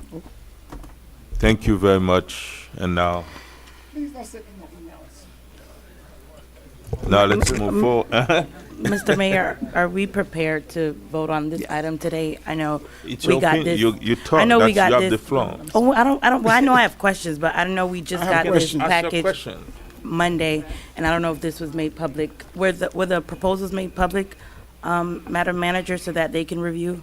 as No, well? the proposals are not made public generally. You all are sitting in the place of the selection committee, so the proposals are with you, the written proposals. I know, Vice Mayor, this was an item that you were passionate about, and I know you would probably want to take the lead, but I just didn't know if we were all Go ahead. prepared I wouldn't to. be, I could be last. I don't mind. Go ahead. Oh. No. Yeah, but You know what, yeah, Mayor? but listen. Now it's like we the committee that's gonna pick, and that's what we voted on, right? That's what it is. Councilman Timothy, you have a question? Yeah. Oh. I just have one. It's actually for staff. Without delving into the history behind Pepper Park and its lake and why it was so deep and why it needed to be filled, are we comfortable as a city that any of these three entities can safely build housing on a former lake that has been filled with construction debris? Are we comfortable with that knowledge? Madam City Manager and City Attorney. If there are issues on building when they start with the development, they would have to do the due diligence on the land. But as far as we know, it is buildable property. Have we done any type of due diligence to be sure that's the case before we even put out these bids?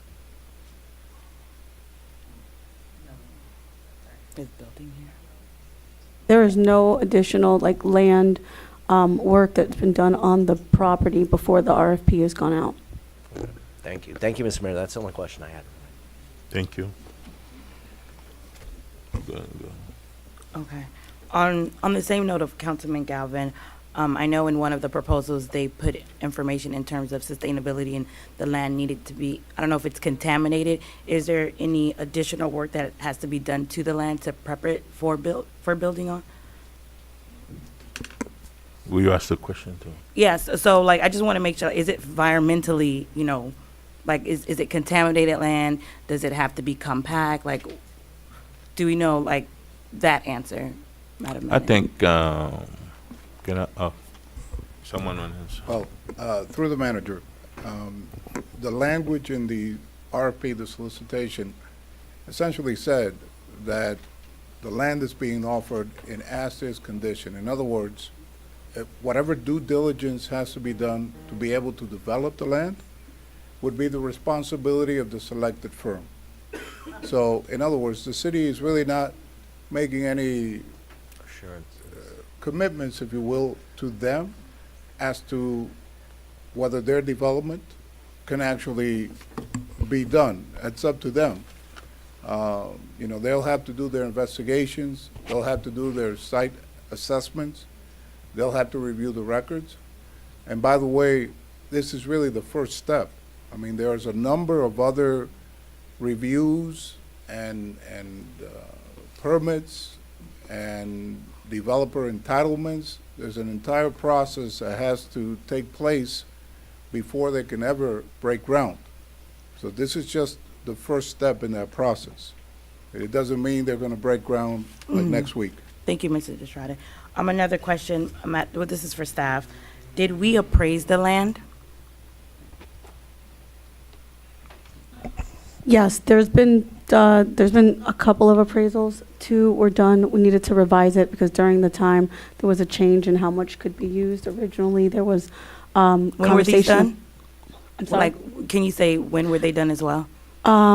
So I don't have the dates with me right now, but they were done probably earlier this year during the time when we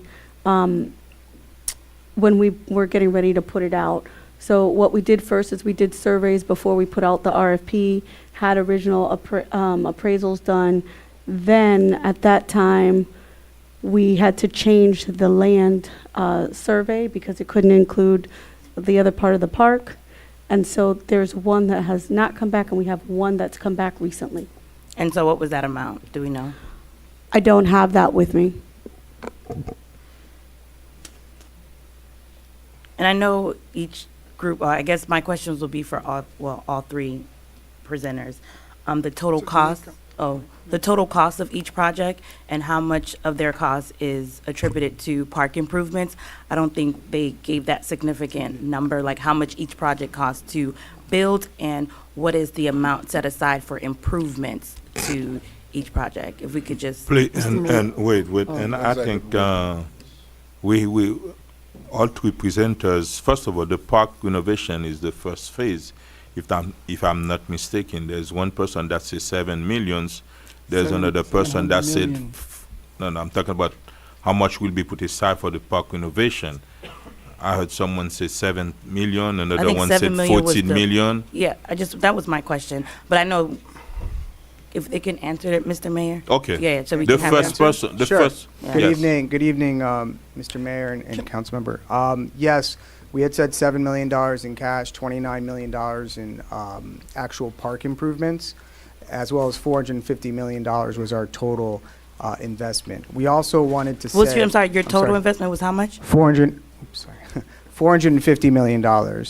I also wanted to say that, and Laura has committed, we did do the due diligence on the parcel. We are familiar with the environmental issues, and we do feel comfortable developing it. Quickly, there was an environmental report done that we pulled from the records of Durham. Michael Goldstein, who's an environmental attorney, unfortunately was not able to be here. But essentially, there's nothing, the site is very similar, if you know the Publix anchored center I built at Biscayne and 147th. That was 12 acres. Was also a previous dump site. And this site requires dynamic compacting, and we can cap it. There's nothing that will seep up. It'll be safe environmentally. We do the same thing. We've already spoken with Durham about it. And obviously, we haven't gone through the approval process, but that's what we would do. And we've included that in our budgets to make the site safe and habitable. Thank you very much. Can we allow the other 2 groups, the second group, if they have an answer, and the third one? Let's allow the second first, and then the third.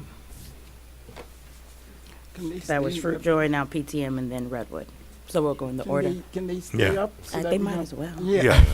Good They evening can be again, in the council. front. So just quickly, right, to answer the question, we have to also look at everything in scope and scale, right? So there's a 1,600 unit project being proposed, there's a 1,400 unit project being proposed, all, high-rise, ultra-high density, like Sole Mia. And then there's 700 units with a max of 60 feet, right? So that's a $200 million development, which is funded with OZ equity, which is currently in our fund, as well as a $10 million initial allocation for the parks and for, a to-be budgeted number for further improvement to Celestine Center. But that number's probably in the range of $3 to $7 million incremental. Thank you very much. The third one. On behalf of Redwood, the total park improvement was about $14 million. It was a $750 million project, which obviously can be scaled down based on the city's desires. The land is developable by us. We have the ability to develop it with whatever issues are on there, and we're ready to go forth, and we have the financial capability to move. You said yours was 750 million? If we get the maximum use, it will be 750 million. If the city comes back and say, come down a story or two or whatever, obviously that number comes down some, but we have the financial capability to go up to that number in development. So you guys started high, and you guys are willing to work Because your we way want to know what you want. If you want something transformative, obviously that's a big number. Mhm. You want to scale it back to just, something small, we're willing to do that as well. And we obviously have the financial capability to do that whole range of things.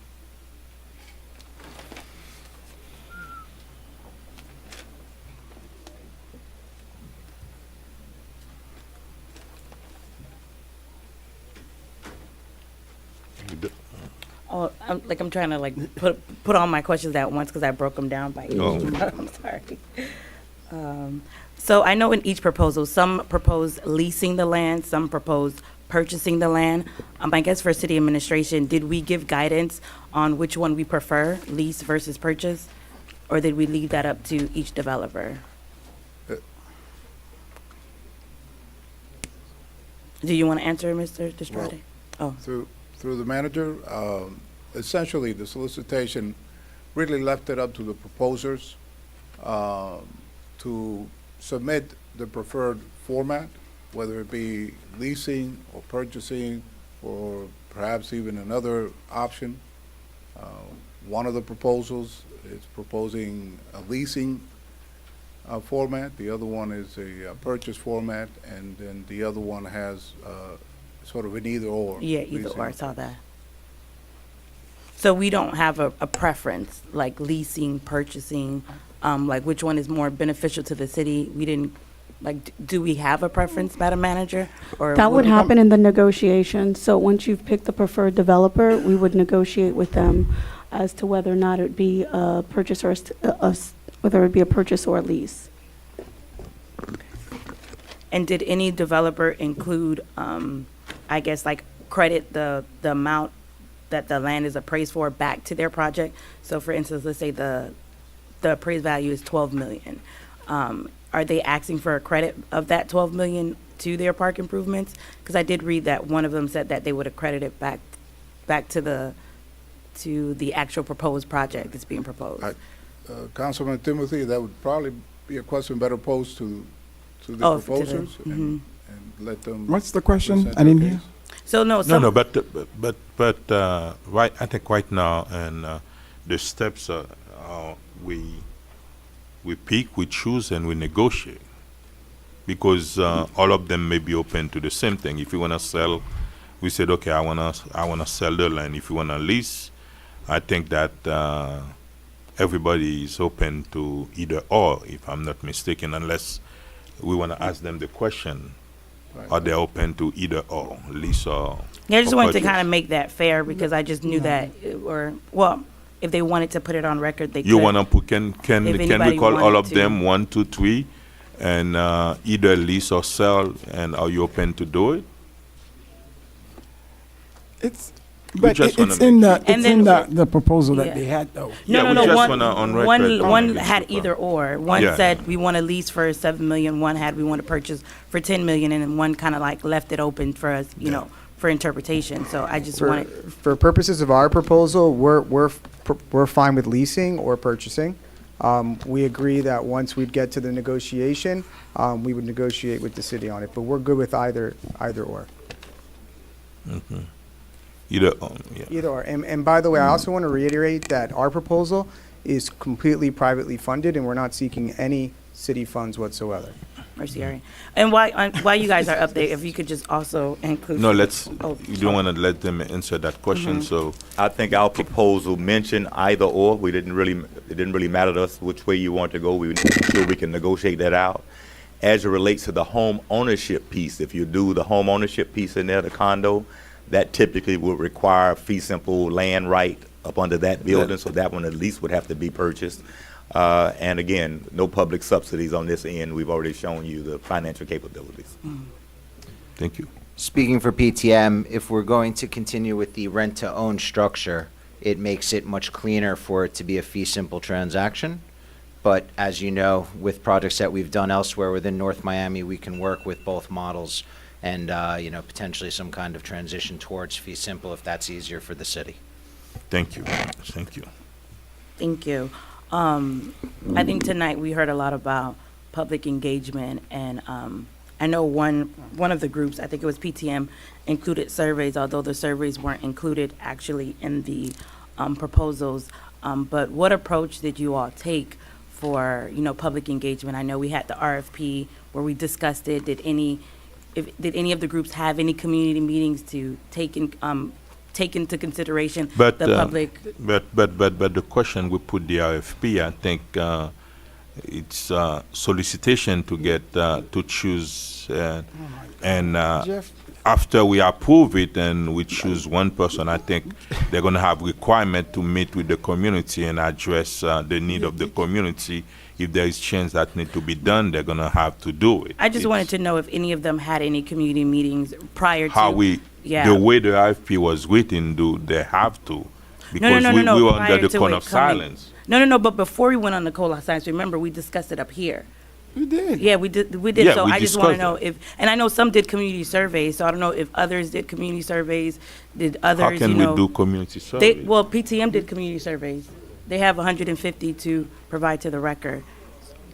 That was a requirement to have that. That's a question. And how did they do the survey?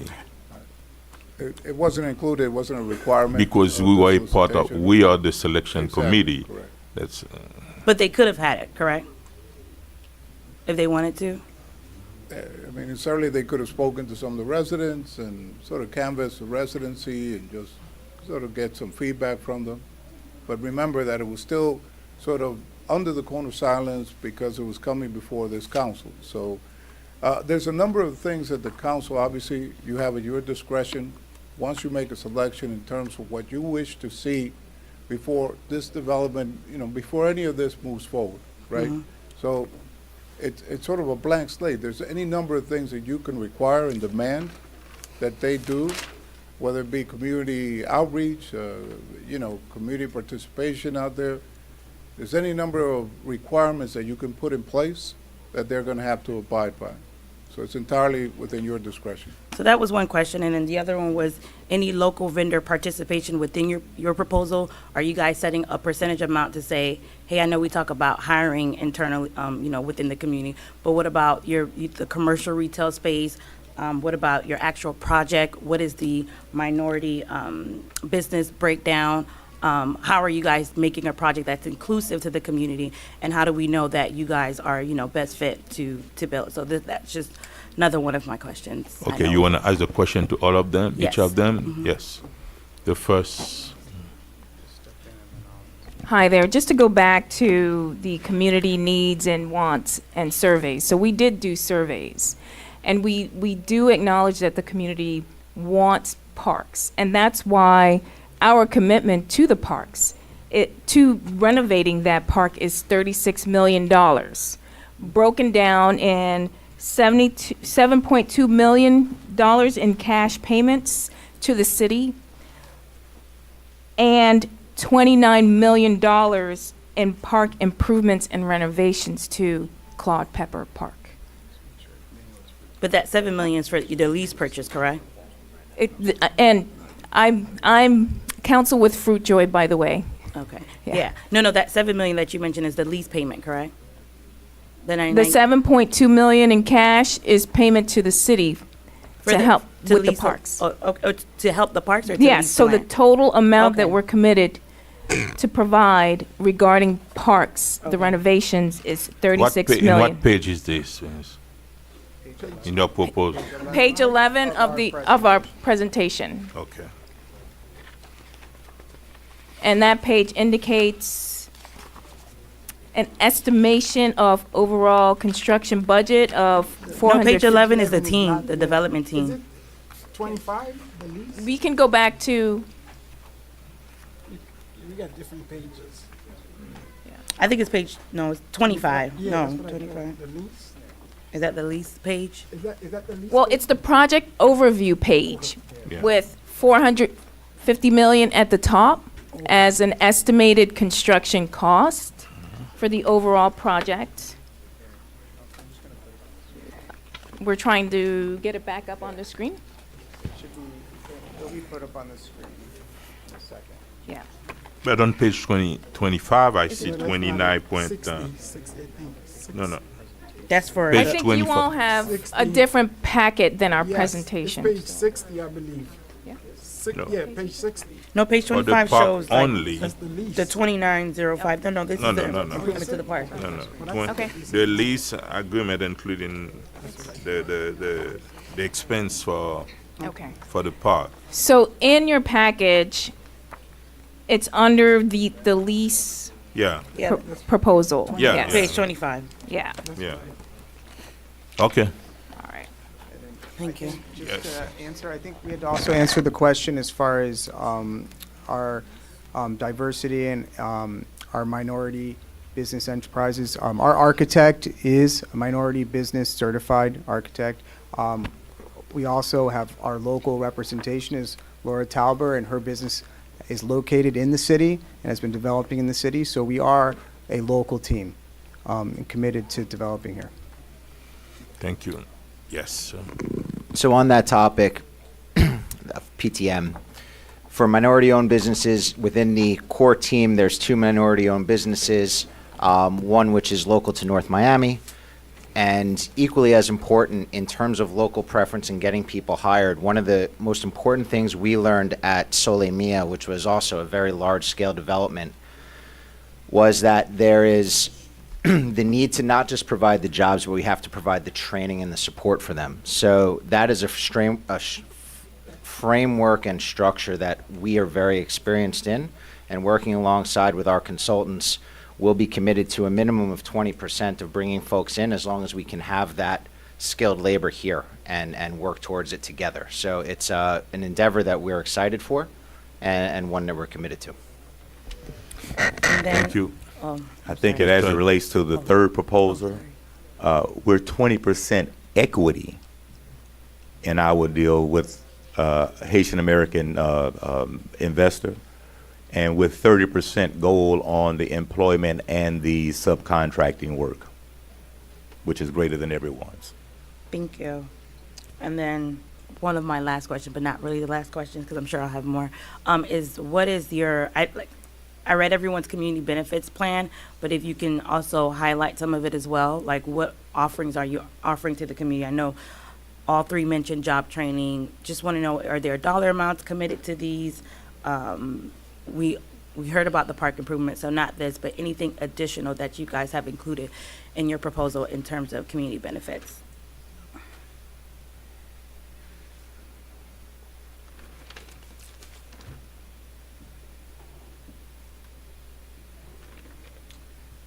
I think one thing that we included on behalf of Fruit Joy that's unique to our proposal is something that I learned. I sit on a board at Jackson Hospital, and through their bond program is we added a mentor-mentee program, which is important so that as our general contractor comes in and builds, that we're bringing in minority contractors and being a mentor-mentee program. So eventually those contractors learn how to end up becoming the prime and end up being the ones that can eventually build. So we think that's a very unique aspect to our community benefits plan. The rest of our aspects is laid out in our proposal. But obviously, we're going to have a tremendous outreach program. We're going to have job fairs, and we're going to try to reach out to the community in that. But we think that our mentor-mentee program, modeled off the Jackson model, which has been widely recognized and awarded, is something that separates us from everyone else.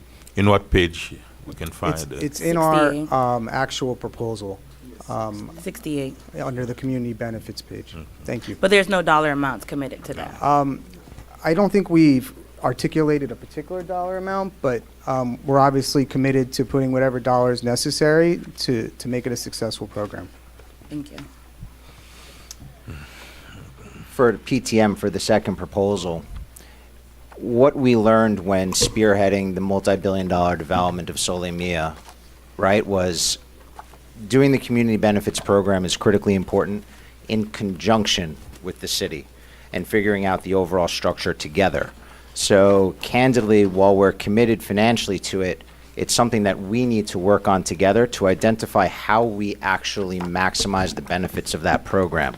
Because those of you on the council that do remember history, we went through several iterations to really get that community benefits program working in a way that optimized for that project particularly. This is going to be a very different project, particularly under our premises, but within the community benefits of the existing development program, Councilmember Timothy, the learning bar, right? That'll include free courses, right? That, you know, just like we do in Overtown, that we will provide right out of our time, that we will also bring in participants that are in our network to provide. Local tennis programs, sponsorship of PAL, senior citizens programs, District 4 home improvement grants, local vendor participation and local labor. Obviously, those are things we would work on together. And there's no dollar amount committed to it within this proposal, or there's no like physical dollar amount committed to the community benefits plan in your proposal? At this juncture, to do so would be premature. Okay. We would want to work on it together with you. Okay, thank But you. at the same time, we should say that's not a Sole Mia project. This is not Sole Mia. It's because you've To been be clear. referring to Sole Mia a lot. For local preference, Sole Mia was a big proponent of local preference, No, I right? understand And there that, was but- many starts to that program. So the point that I'm making is that we have experience in this city doing a large-scale mixed-use development, working to actually have community participation and local preference. But your firm didn't have experience with the city when it comes to that. You're talking about you personally. The principals of the firm were the ones that spearheaded getting all of that together for Sole Mia. Okay. Thank you. All right, so as it relates to community benefits, I guess because ours has a diversity of things going on, we obviously, as I mentioned, have the 30% participation goal on the subcontracting side as well as the employment side. So that would be 30% of those gross numbers that we talked about in the proposal if you were to break it out and look for a number. Obviously, if you go to downsize this, some of those numbers will come down accordingly based on how much you downsize. But there are a number of other things that are in there. Obviously, it's the extra facilities for the kids to be able to have classroom study. It's the whole layout of the property. But then you look at the jobs. The others do not bring the same volume of jobs that we bring to the community. We create a place that people no longer have to get in their car to go eat. They literally can walk downstairs or walk out of the community to come across the street to eat. So you have employment there.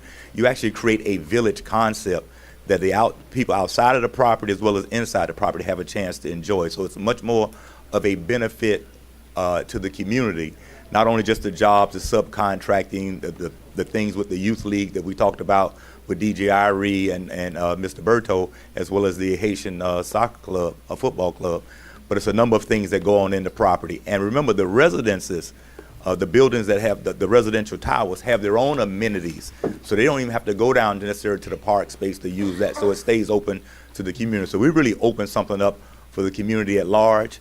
We give them the ability to come out and bowl and go to a theater and do other things that are common to neighborhoods that you typically see in other neighborhoods and not in ours. And so this gives a chance for that to be developed in our community. And so we think the overall community benefits with this plan is much greater than anybody has put on the table. And again, we have the financial capability to do it. Thank you. Thank you very much. Just a point of clarification, the last date was evaluated for August 15, 2022 as the last appraisal date. I can provide that to you. As you know, the appraisals are not available as public record when we're planning on negotiating, so I would have to provide that separately to each of you. But we do have one evaluated from August 15, 2022. Thank you very much. And then the last thing, if everyone could put like the amount of units and their allocation for those that are affordable ALF on the record for me, please. But you know, we have to rezone, the Yeah, but the everyone in option there. is not there, yeah. Yeah, but everyone proposed a certain amount of units. They proposed a certain amount affordable, a certain amount for, senior living. Yeah, but at the end of the day, when we the That's one just that's my gonna question, decide Mayor. that, Yeah, okay. yeah, no, that's just You my want question. each of them to Mhm. answer that, okay? Starting with Fruit Joy.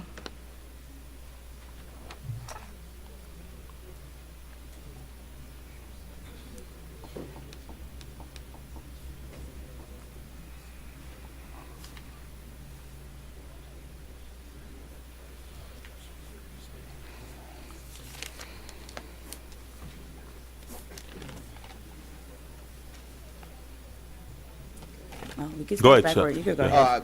PTM. On behalf of PTM, it's 700 unit base case development, 40% of it allocated to workforce, At what percentage? 40% Oh, for- allocated no, at no, no, what workforce. percentage of, I'm sorry, AMI? Oh, we got to work through that together, Okay, absolutely. And it should be varied across the spectrum. 40% at market rate, including the rent-to-own concept, and then 20% at affordable. Did you say Based on the affordable? zoning, based on the zoning requirement. It's depend of our zoning. No. No. Yes, it is. It's how we're gonna zone the area. Jeff? No. That's, No, that- no. Yeah, what is? He Is was it saying- called, It's already it's already on. in the RFQ, right? What do you mean? It's not He's on saying there. based on what we rezoned the area. Like, We are going well, to we know zone. Depend, We will. Of course, it's not zoned yet. Is Okay. it okay, Mr. Tillman? It's gonna be based on the zone. The area needs to be rezoned, that's Yeah, correct. yeah, that's yeah, for what- all of them. It's based on our zoning, how we gonna rezone the Yeah, area. but all of them would need a rezoning. All, All of them will Yeah, need that, okay. but it's us. yeah, what we but want. every proposal would need a rezoning change. Okay. Yeah, yeah, yeah. Okay, But thank as you. far as the amount of units, is based on how we rezone the area. Understood. Thank you. On behalf of Fruit Joy, we have 1,250 units. 150 units are senior. 150 units are going to be assisted living facility, and 20% is for workforce. Obviously, these numbers are fungible and can move after we were to negotiate with the city, but that's our proposal.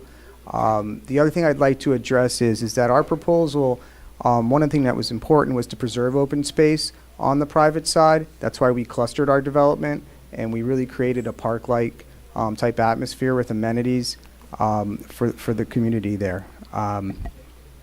So none set aside for workforce or Yes, affordable? 20% set aside. For workforce? For workforce, yes. Okay.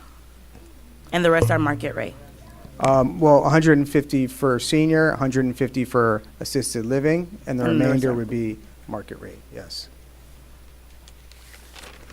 Again, all of these things are going to be subject to negotiations. I don't want you to hold your hat on this here. We're about 300 senior living units. It's about 40 to 45% market rate, and the other will be broken up between affordable and workforce housing. And I know, Vice Mayor, this was something that you initiated. You took me back to grad school and undergrad where I had to read these booklets within a week. So it was, a lot of timing in the midst of turkey and parade planning. There's a lot going on in the city. So I know that this was something that you have been taking a lead, so I look forward to hearing your comments and feedback. Also wanted to thank all the teams that I was able to meet with. I'm sorry, my residents came first and they've been asking for their turkeys, so I couldn't fit everyone in. But I know the Redwood team, I met with all of you all. Thank you for having your actual representative meet with us. The entire team met with me and my staff and answered the question. And to Fruit Joy, I think I met with Ms. Tauber, and to PTM, I think I met with 2 or 3 of you all. But yeah, this was interesting. This is very innovative, but definitely want to ensure that we really get the public feedback, and whoever we do select, that we would negotiate based on what the public would want as well. Thank you. Thank you very much. Mr. Mayor? Yes, sir. Just while it's hot on my mind, I meant to mention it earlier. I want us to thank the young gentleman from the soccer club Yeah. for sitting through. Oh, they could go.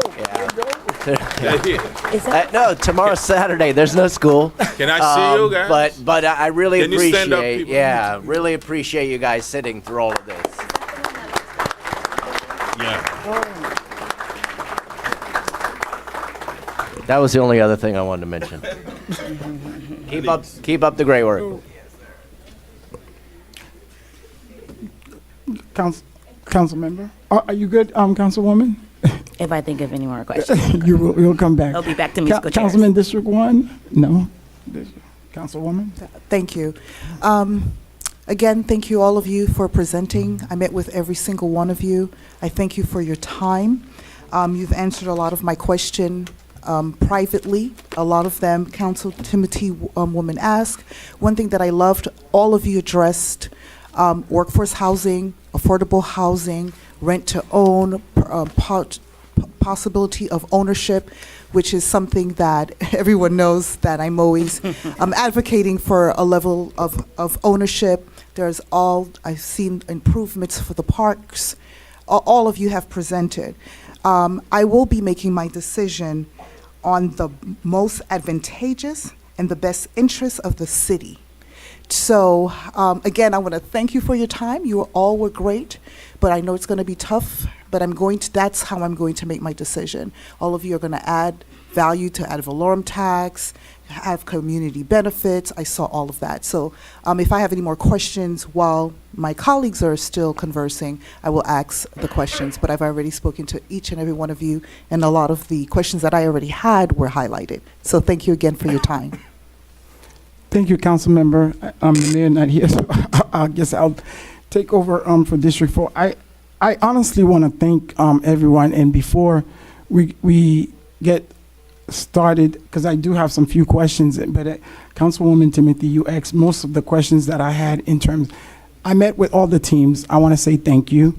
You highlighted something that I think people don't think that us as people. They like to throw accusation, whatever that they want to do. We received this. Nobody up here, well, I, as the district person who had the vision, who the idea is here, it was 4 p.m. when the manager notified me and I received the package, and I think all of us via email. So in the midst of turkey distribution, a town hall meeting I had, knocking on doors, getting people there, trying to fix the housing again, because that's a question. I think on Wednesday night, what we had, the senior program, 80 people, and I just found out we didn't have food there. And then Thursday night, we had Council Galvin big grand opening. We had all of these books for less than 5 days. It was 2 a.m. in the morning. I stayed reading, and I think it was Thursday, I asked Mr.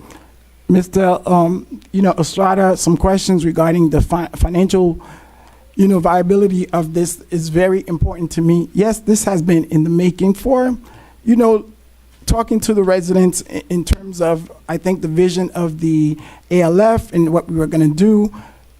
The parks is there, and one of our first priority when I spoke to the manager, before the RFP came out, was to really listen to my community, and I did that.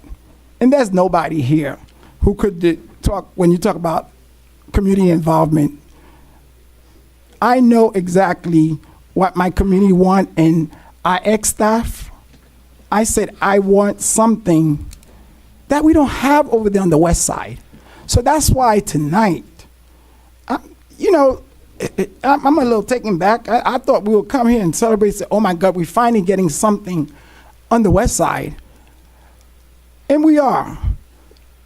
I want to thank every single one of the proposed plan. We knew, again, this came out before, and I was one of the opponents that said, you know what, instead of staff making the decision, and then we coming up here and just like the regular way, the way we should have done it, and the managers here and the attorney, I said to them, let's do this where it's the public will see, and we will do what we do. I don't know what else I could do.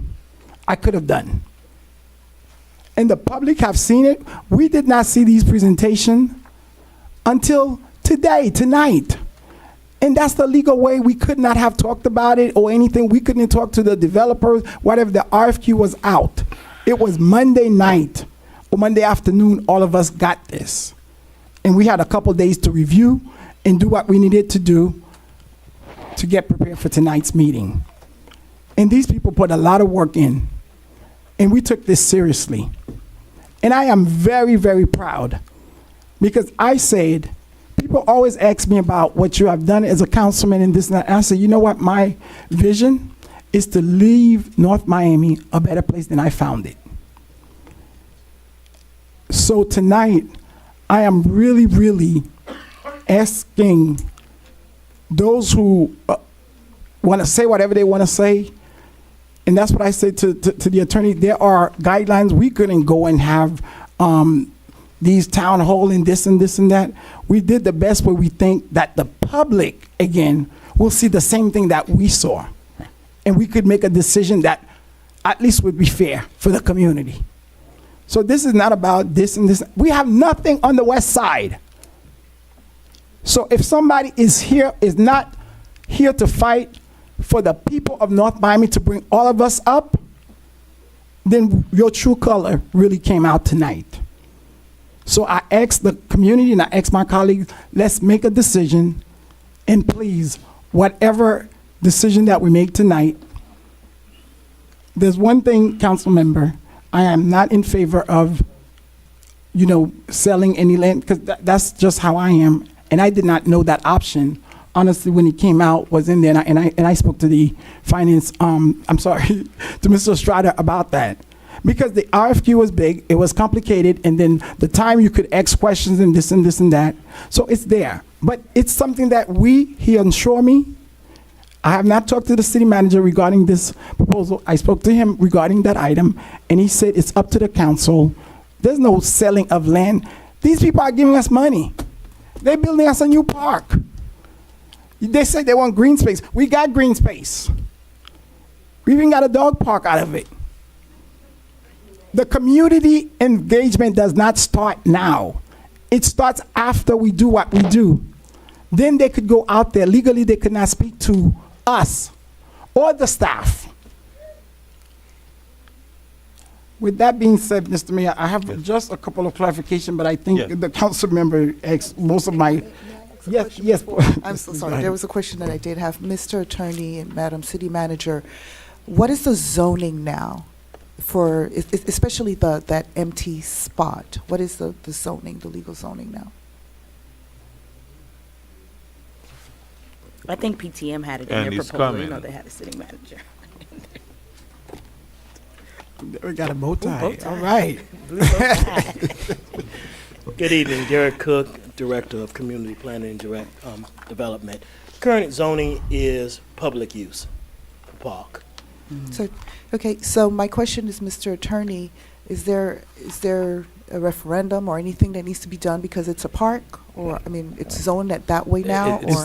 No, okay, so. So just it's wanna public record. use. Public use includes parks. Public use doesn't mean it is a park. Got it. So like City Hall is public use, so public use includes parks. So part of it, it's all public use, part of it has a park, And part the of it other- does not have a park.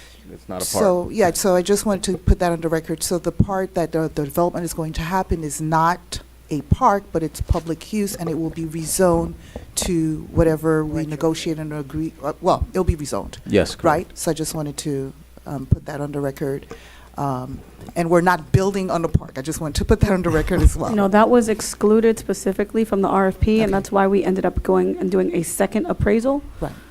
Because we are not able to build on a park without a referendum. So this proposal is to, A, improve the park, and then 2, build, just for clarification for the public. And improvements to Joe Celestine Center also. And improvement to, okay, thank you. On that line of, I'm sorry, if I could just ask one more to staff. The process right now, well, if we select, or if and when we select a group as the winner of this RFP, they're not technically legally binded to create whatever here. Like, it's still up to negotiation.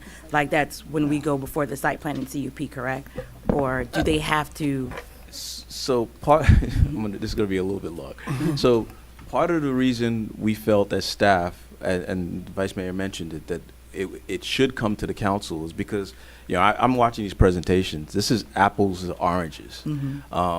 So having said that, I wouldn't suggest selecting one proposer to build the other proposer's project. I mean, the project should be what they're building. I mean, you could change little things, but I don't pick the person's building a small project to build a big project. That's not the way it works. It really should be based on what their proposals are. But then does that kind of make it, for me, I guess, is like, did we give appropriate guidance in saying, hey, this is what we want for height, or this is what we want? Because some put everything out there. Yeah, some went big, and like they brought out Mr. Kobe Carp, and and they proposed Disneyland, and some were like, okay, let me be an urban planner and think about what the community wants, what the council wants, and they're proposing townhomes and condos. So what I'm saying is, like, did we give enough guidance in that retro spec? And well, if council's prepared, hey, we're prepared. I know District 4 has kind of been taking the lead on this, but I just wanted to, kind of put that out there as well, because we saw some really nice stuff, and then we saw some really, Well, can I to say that, Madam Manager, just because the lead, I had been Xing in terms of that. Specifically, I wanted the vision that I had was Pepper Park, and when I met with the manager and the city attorney, it was always, how do we get something for free? And I said to the manager and the attorney, I said, the city interest is first, and I do not, we wanted the vision of what we got here, and I think I'm satisfied with what I saw, because it was up to the folks to give us what their vision was, and it's up to us. That's why I didn't want staff or anybody to really make that decision. We really see like you saw it. I mean, everybody who's watching this saw some elements, and I like some elements of some, and I don't, like I said, I am not a big, but I'm one person. That does not mean that I am not in favor, and I never have been in favor of selling any city land, whatever the case is, but that was in the proposal. If I knew that legally, if I could have, I would not have directed, if I could have done that, whatever the case is, because that was not when, but I understand, and I'm not marking anyone, because that was up, we left it with the interpretation, and that has nothing to do with it, because they got to come back to us for us to negotiate and say whatever that we need. I think it's the vision that I wanted everybody here to kind of let them, come out and wow us, because we are not architects. We are not, and majority of my districts don't speak English. It's Creole, then Spanish. So when we had a town hall meeting, and thank you all who came, it's up to language. It is what it is. So with that being in mind, there's nothing. There's not even a store, and I saw that a grocery store. We had North Best, and they always talk about 7th Avenue. This is so innovative. All of the different elements, And that's somebody, you know, when I wanted individual council people to see and wow, but this could be imagined, and it will be our job to make sure that this is the reality could come up for the people of North Miami. Not only for, because this has nothing to do, just like when we had a couple weeks ago, something with the White House, and I told them you needed to meet with folks everywhere. That's a different, and they did. Because what happened in the West affect the East, what happened in the East affect the, and Dr. West said it. Because Dr. West called me all the time about her, sewage problem that they had. That is something, but this, again, we could work on that. This is about transforming the lives of people and transforming the lives of District 4. And we are in the middle of a crisis, a housing crisis. And what I saw tonight with all of these presenters, when I got the book on Monday and I started reviewing, I was impressed. Some of them, you know, like you said, there's some elements I like, but I am not in favor of selling anything. If a future council want to do that, as far as the lease, the return on investment, and that will be my role in terms of directing the city to make sure that the city of North Miami get the best. That's why we say in phase 1, whoever, they got to build the park. So what I want to ask tonight, and just to round up, and then I'll have a few questions. Redwood, and I'm just going to go because that's just one of them. That's a little red thing to me. Mentioned something about Pepper Park Foundation. I don't know about that. Is that something that you just created or anything like that? Please clarify that for me. Did you guys heard the Pepper Park Foundation? Yes. Yes. In our proposal, we talked about Yes, creating I a know. That's what I foundation, said. So is that something new, or is that what? Just explain what is it, because I don't know. You know what the foundation. What we were hoping to do was create a foundation okay. that would be able to raise money. We would contribute money never to mind. it, and then I we thought work out you with said, the city. Okay, never mind. Because I thought you said that, you know, there was a Pepper Park Foundation. Oh, no, no. Okay. But my question, and then we could take them in order. We did have the, and I think everybody in here, the requirement, Mr. Estrada, I want to thank you, but the Madam Manager and Mr. Attorney, this has been a journey. And people don't know because people would assume. Just like you guys did not know, I did not know either. I did not know this was out. Again, I got the email, just like everybody else, because we have to do things, and we had a couple of days we did what we needed to do.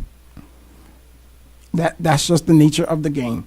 I got the 450 from Fruit Joy. PMT have the total was 200 million, and then the other one was 700 million based on where we are in terms of the heights. And you asked some of the key questions that I wanted to ask in reference to the community planning, community benefit.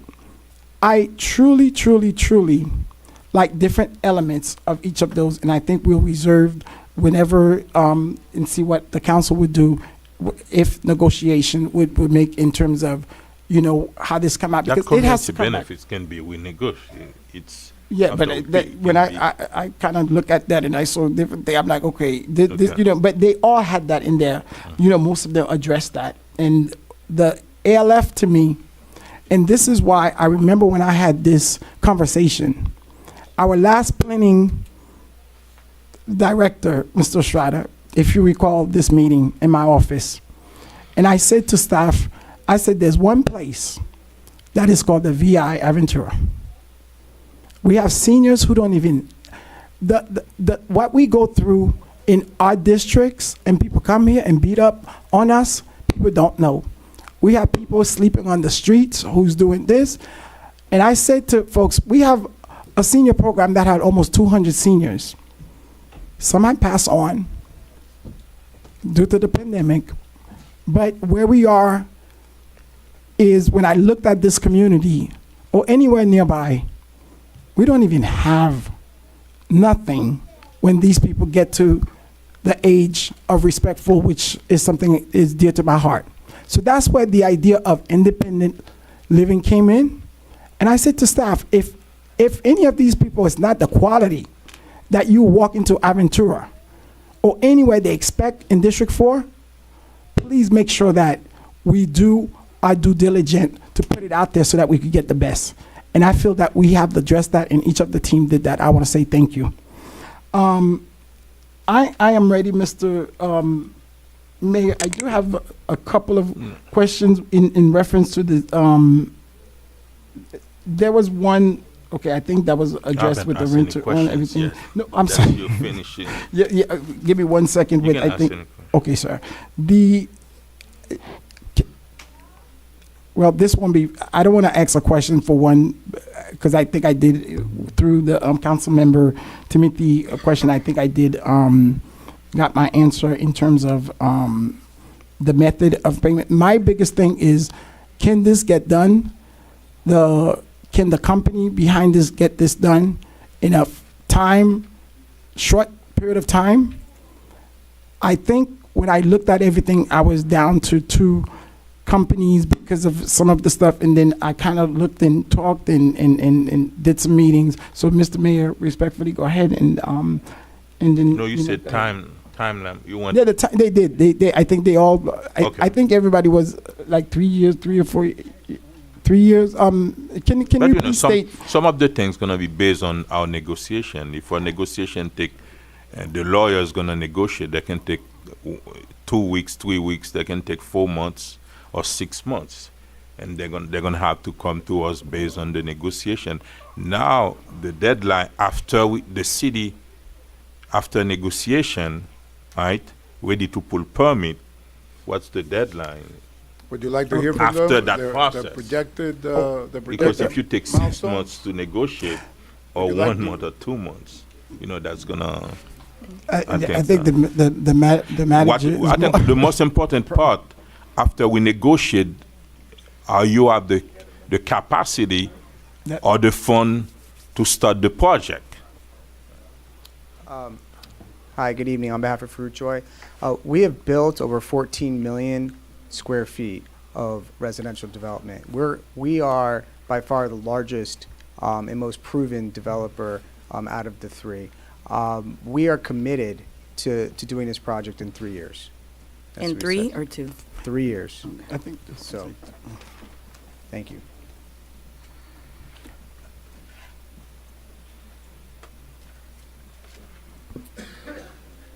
So this is an interesting question because it's a product type question, right? So building the product that PTM is proposing, right, is a significantly shorter lead time start to finish than, high rises. So assuming we're starting from the date we get done, with the DMA, et cetera, and get the entitlements and the permits, it really should be start to finish, 24 to 36 month true construction period. So 2 to 3 years. Right, but you True guys all construction remember how permit. long it takes. You see what goes on the east side building high rises. That's the So permit. remember that. Yeah, permitting, rezoning from the city and all those things. It's We can be in after the, that. we can be in the ground within 1 year, but remember, you have a zoning process you have to go through, you have a development agreement you have to negotiate.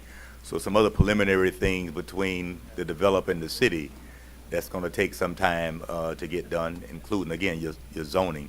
But we can be in the ground within 12 months. No. I think the question is the time, the completion. I think the completion After of this process? Yeah, after the process. Oh, I think that's okay. what we.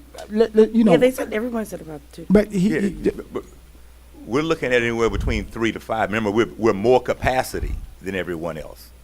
And so you can't do the 1,500 units in the same amount of time. But you'll have buildings in the ground above the value of buildings that they have within that 3-year period, for sure. Okay, if you allow And me, the Mr. park will Mayor. be done first, as you all know. No, we know that. Yeah. That's gonna get done. But are you proposing, or I think all of them in terms of? I think the question is very simple, and you answered the question. You say 3 to 5 years, and I think everybody else answered it. So in your 3 to 5 years, is it phases? Is it phase 1, phase 2, or We're looking at 2 phases. Okay, so 2 phases. Because you have to, as you're leasing some of them up, you started developing on the others. So that's Okay. how that's done. Got it. I just want to be honest with you about how financing works and No, this no, stuff we here. got you. Okay, thank you. Just to be clear, we're proposing 1,250 units. As soon as we have permits and we intend to start, we're funded, well-funded, and we'll build all of them at once. We believe that although sometimes staging is prudent in building rental housing in a community like this, it's very important for the peace and quiet enjoyment of the residents that will be there moving in first, not to have to live the next 3, 5, 7 years in a construction zone. So we intend to build them all at once. We've built that into our financial models, and we'll carry the construction throughout it as we lease up. My partner, Harry Macklow, is one of the most preeminent developers in the United States. He's built over 14 million square feet of residential, of all different types, luxury condominiums and rental housing. And we feel very confident that we can meet this, this commitment that I'm making on the record. One phase.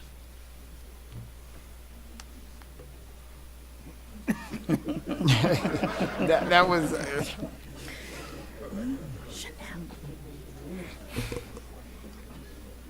That's you? Yes, no, no. You done? Yes. Thank you. District 3? Oh, you. Oh, okay. Thank you very much. And let's make something clear. And the Vice Mayor mentioned that the first thing, we are not selling any city land. Is that correct? What we are doing tonight? Sure. And secondly, the first step is the renovation of the Claude Pepper Park, right? That's correct. And we're not taking any square footage of land from Claude Pepper Park. That's Is it correct? That's correct. That's Thank correct. you very much.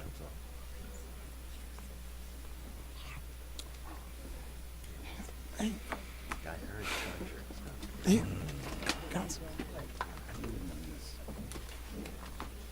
That's it. Oh, that's it? You leaving? No, no. No, another question. Do it. Does anybody No, I have any don't- And now, suggestions where they want to go? since, Oh, can I? and I think I'm sorry, what did they we say? talked about everything, and now it's time. And you have a proposal on the floor, Mr. Vice Mayor, since it's coming. You would have on go. District You would 4. have. You have question? Huh? That was. Oh, you I wanted have a to- propo- No. I said I saw Councilwoman Timothy was looking. I said, did she want to go? Oh, make my recommendation? No. Well, I don't know. You don't- Or throw a motion out there? No. I'm just. Oh, I don't mind. I I'm think, gonna- not to Go be ahead. biased or anything, because there's history on with some of the partners, but I was more in favor of PTM's proposal. I don't know if you guys want to entertain a motion. I think they had the home ownership, the levels were good, and I think that was the one that I enjoyed looking at. I think they definitely could use a couple of tweaks and sprucing it up and making sure that it's something that the residents can, buy into, but the one that I would motion is PTM, if you were asking me. Sorry. Mayor? Who said mayor? Yes, please.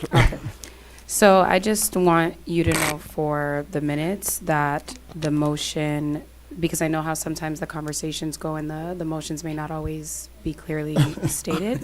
So I just want to make sure that, we're aware that the way it would be reflected would be that the motion was made to approve the item at tab G with the selection of the proposal from and then the proposer You have a as script the for us? proposal deemed to be the most advantageous and in the best interest of the city. So I just wanted to let you know that.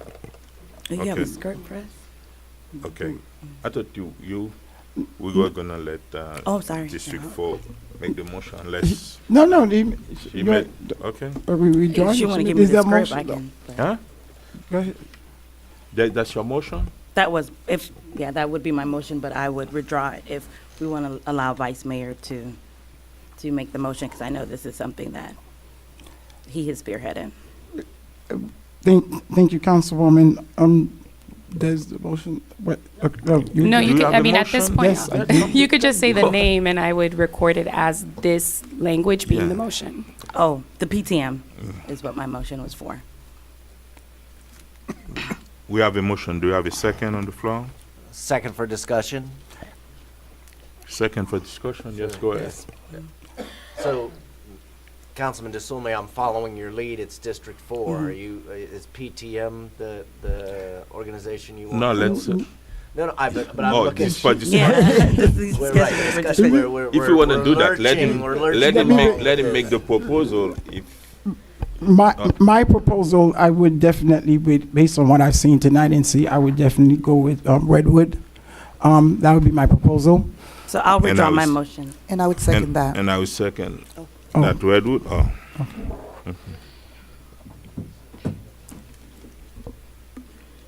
Madam Clerk. Madam Clerk is writing. All right, I have a motion made by Redwood CP DEV LLC to approve the item, excuse me, I'm so sorry. I have a motion made by Vice Mayor Desilme to approve the item at tab G with the selection of the proposal from Redwood CP DEV LLC as the proposal deemed to be the most advantageous and in the best interest of the city. The motion was seconded by Mayor Bieneme. All in favor? No. Actually, it was seconded by me. I heard the second from the mayor, and then you seconded Councilwoman. Actually, I Estime, said so- it first. That's not what I heard, so. But that's what I it have a was. motion made by Vice Mayor, which was seconded by Councilwoman Estime Irvin. All in favor? Aye. Any opposed? Motion carries with a 5-0 vote. Thank you. Thank you very much.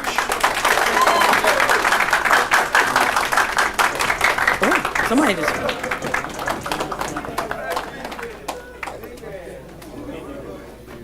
Okay. The presentation by. Thank you. Thank you very much. Thank you. We are still in session. Thank you. Thank you, please. Please, can you go outside and thank you, please. Please. And before moving, Can they please, oh Jesus, the whole room. please.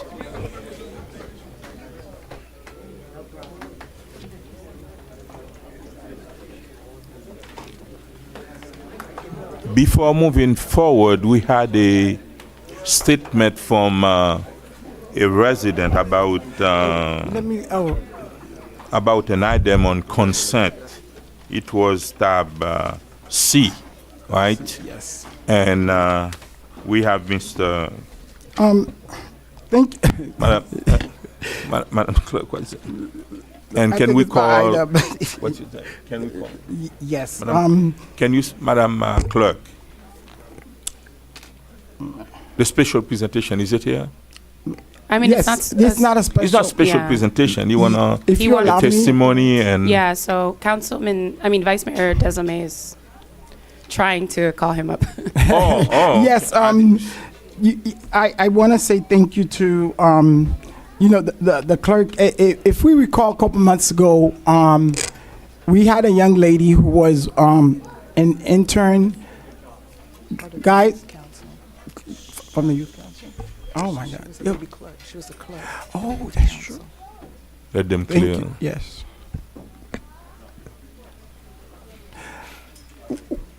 We had a young lady who was one of the North Miami Youth Council member, and tragically passed a few years. It seems like it's a few years, but it's a couple months ago, and it was devastated to us here on the council. And I know she was she was serving as our clerk on the youth council, and a lot of us attended the service. One of the things that we dealt with, and when the clerk asked me to sponsor a resolution about, and I want to say thank you to the manager who informed me we have started some renovation at the Thomas Sasso pool, where we wanted to house a swimming program in honor of the young lady that passed, and her father is here. And the resolution that we adopted tonight, I wanted the clerk to go ahead and say a few words what the resolution is, and if you would introduce the father to just a few words, and then we could continue. Thank you. Absolutely. So, as the Vice Mayor was saying, Alyssa Lucian was an extremely involved young person in the city of North Miami. And when her father learned that a Learn to Swim program would be named in her honor, he thought it just for him to come here and, say thanks. And so Mr. Samuel Lucien is here with us tonight and just wanted to say a few words of thanks. As he's walking up, I will mention that on November 4th, Alyssa would have actually turned 19 years old.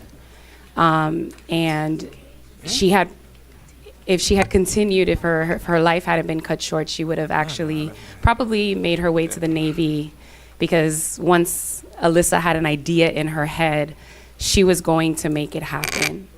And unfortunately, we lost this young, bright, vibrant life. And,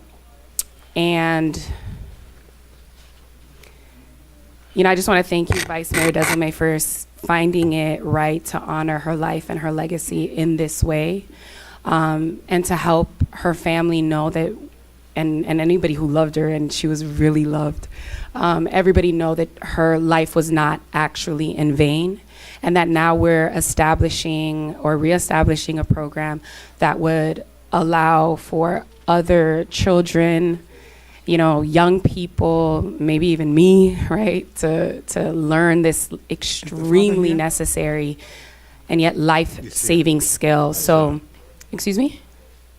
No, yes, if the father is here. I said yes. Okay, I yeah. saw. And so, Mr. Lucien, if you would like to say a few words, you can say them here. And we have little Sam Lucien, one of her younger siblings. Good evening.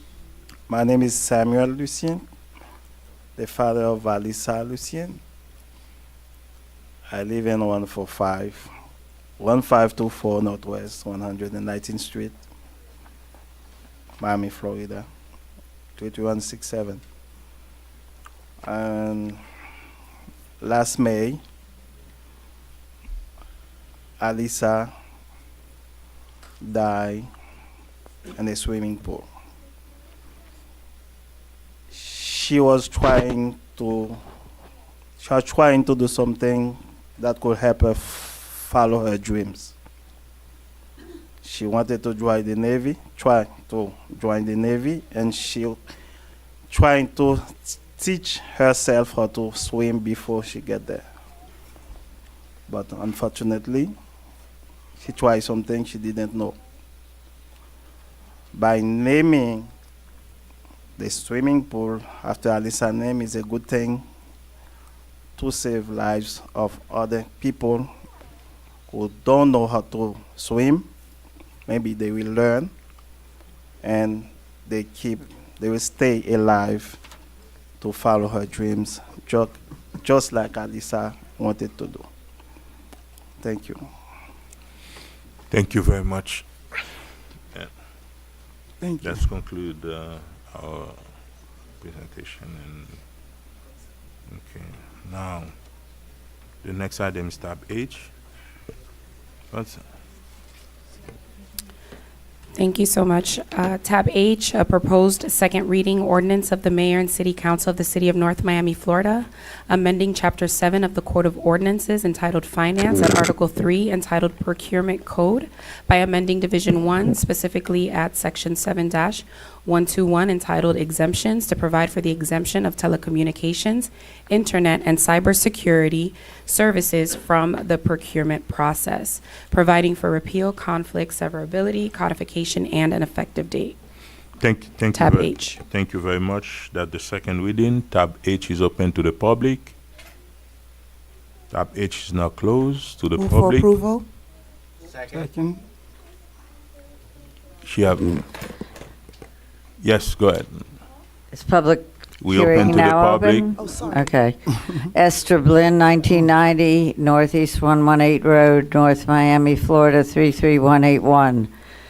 In reading this as a second reading, having missed the first reading, my concern is, especially as we deal with internet and services and telecommunications, given the nature of cyber crimes and the vulnerabilities, exempting something from a procurement process where there would be investigation, especially in this area, I would request that the council perhaps defer the matter and think again what exempting the procurement process will leave us, or the city, the government, vulnerable to. I know many of you are aware of the stealing of numbers, emails, etc., that our Chamber of Commerce actually was victim to, and how long it took to untangle and free up things. So I just bring this to your attention because when you do something of that nature, especially as it involves the city and the government, you may be losing protections that you need. So I just bring that up. Thank you very much. Public hearing is now closed. And do we need some clarification? Are we gonna move that for further discussion? I had a Are question. we clear on that? Do other cities exempt telecommunications? Yeah, many other cities do, and even to the point of if we have a cybersecurity, we need to act fast. So you need to combat it quickly before they get the data. And so that's kind of one of the reasons. And with respect to the telecommunications, as you know, there's very few. And so changing or switching sometimes means that you have to switch out your entire infrastructure. So that is something that becomes extremely costly. If there's no other question, can I And hear is a there, motion? I'm sorry, I know there's a motion on the floor. And is there anything coming before the council as it relates to telecommunication or internet services? And At this moment, no. Okay. We've done ours before. Cybersecurity could come at any time. Recently, we did have something in the past, and just this past week, we've had additional heightened on phishing. So we want to make sure we're able to move quickly. Yeah, those voicemail emails that have been coming through. Thank you. Thank you very much. We have a motion on the floor. And a second. Who did? I have a motion made by Councilwoman Estime Irvin to approve the item at tab H. The motion was seconded by Councilman Galvin. Mayor Bieneme, how do you vote? Yes. Councilwoman Estime Irvin, how do you vote? Yes. Councilwoman Timothy, how do you vote? Yes. Councilman Galvin, how do you vote? Yes. Vice Mayor Desilme, how do you vote? Yes. Motion carries with a 5-0 vote. Okay. Thank you very much. Tab I and J, can we move those tab to the next meeting? Tab I Tab and I J. and J, yeah, to the next meeting. Right, so The next special meeting Right. would December 13th. So the next meeting would be, Monday? no, it would have to be December 13 because it's an ordinance if we pass it on. Is that correct, Mr. No, City that's the Attorney? second reading. Yeah, We then- voted the first one already. Right, so the 10-day notice requirement is on the second reading. So we've noticed this on, we've given a 10-day notice. If you move this item now, you need another 10-day notice, which means it wouldn't be able to be heard on Monday. It would have to be heard at either a special meeting or the December 13th meeting. 13. So we have to been heard 10 days after this item. Yeah. Right. 10 days, yes. After No. this. Yeah. Okay. So I'd like to second, I'd move your motion to Discussion? table it, Mr. Mayor. With the discussion or, yeah. I've got Are questions. you moving with the Sure, discussion? we can have a discussion. Okay. If we did this, that's the second reading. And No, if the second, if we discuss it, then we move it to the next meeting for approval. That's when we still have the 10 days. We have the notice already. No, Mayor. It's the same item. Yes, but it's an ordinance. It's an ordinance. On resolutions, you can do that. I know what you're talking about. Like sometimes on a resolution, you can continue it to the next meeting. That's a resolution.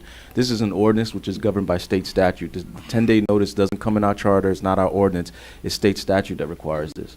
So on a second reading, you have to have 10 days notice.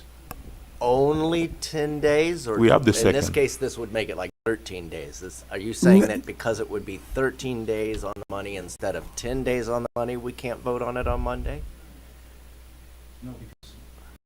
It wasn't noticed for Monday. Right. from the- It's not noticed for Monday. Other than you all talking about it tonight, that's not notice to the public. for, So under the saying statute. Either we vote on this tonight, or if we accept the motion to continue it, it actually would not be considered. We Until- have to have another first reading. No. No, not another first reading. You can have second reading. You just have to notice that second reading with the So 10-day we'd have to notice. come up with another second Yeah. reading. Gotcha. No, this would be the final, the 13th, you're saying? Attorney, would be the final reading. If her motion would, who made the motion? Mayor. Yeah, you made the motion to push it? Mhm. Okay, and to what date? You said to the second meeting. Okay, so this would be the discussion in terms of that. Can you hold on 1 second? Yes. Because we did the 10 days. Yes, so we will be pushing it.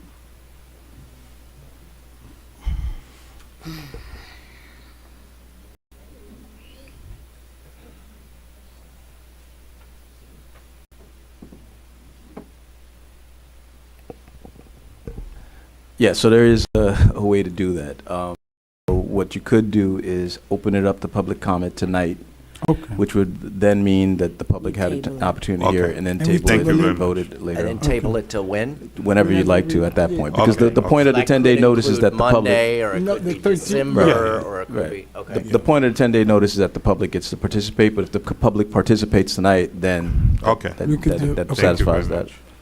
And But, can we with Can- both tab and then we Mr. open Mayor, it to the public? because yes. I'm a little confused. So I am in support of moving it until the 13th. So are we opening for, Mr. Attorney, the public hearing now? So on the 13th, there won't be No. any public meeting or on No, so or what whenever? So what you could, again, if the point of my understanding of Councilman Galvin's question was Mhm. how can we vote on this on Yeah, on I got Monday? I got So that. the only way you could do that is to open it up to public hearing today, allow the public to participate, and Got it. then you can The vote continue. can and be the vote can be some other day, anytime. including Monday or Anytime. whenever. Yes. Yeah. But we don't have Okay. to open a public hearing right now if Yeah. you're trying to move it to the 13th.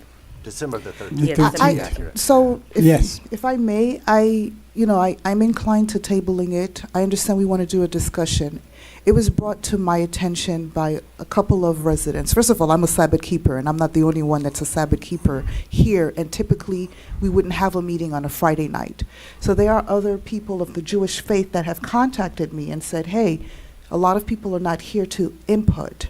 So I'm definitely in favor of tabling the item. I mean, if we want to have a discussion, I'd like, That's- but I'm in favor of tabling No, the but item the so other that we point have. is, if we open it today, on Monday we can decide to still open it for people who want to participate on Monday or Tuesday, whatever it is.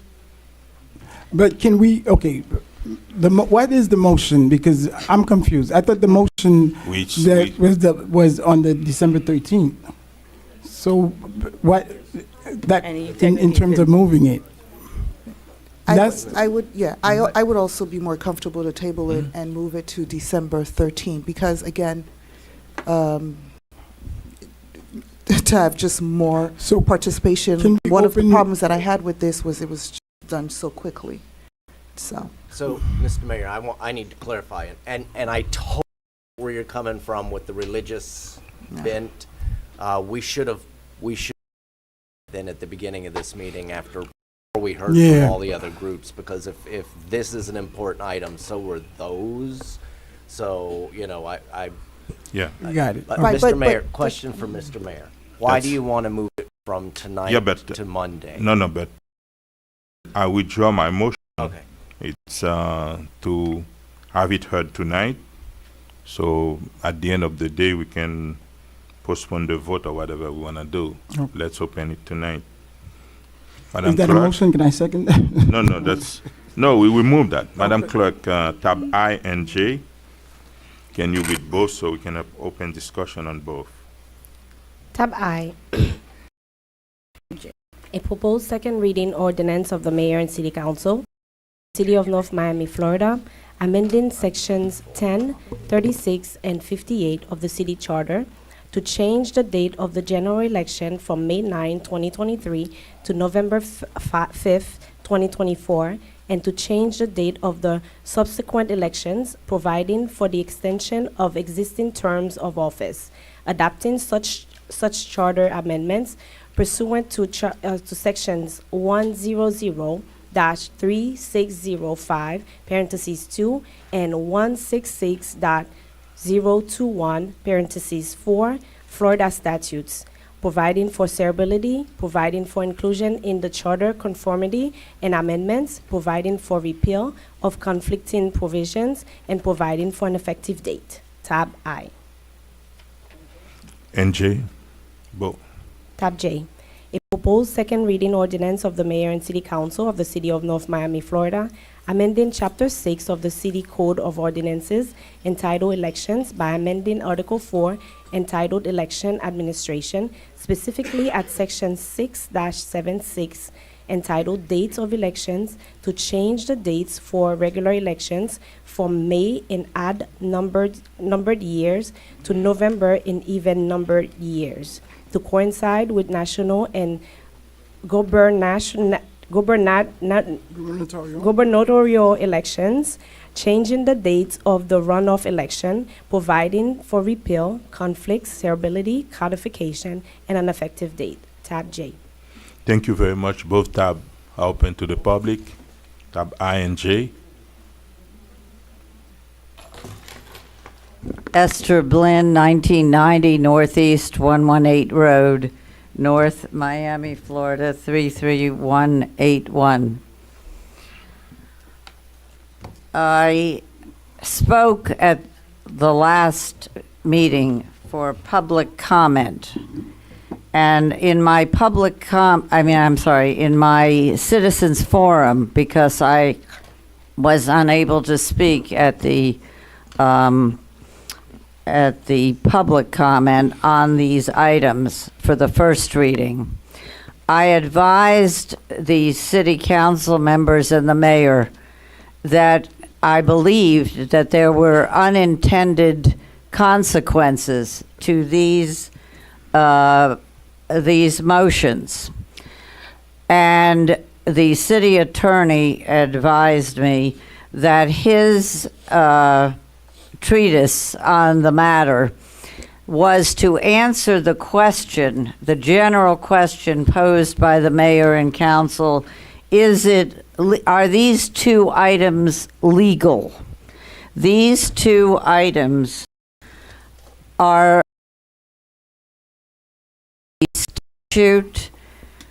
the state statute and the city charter as it relates to scheduling council elections and mayor elections.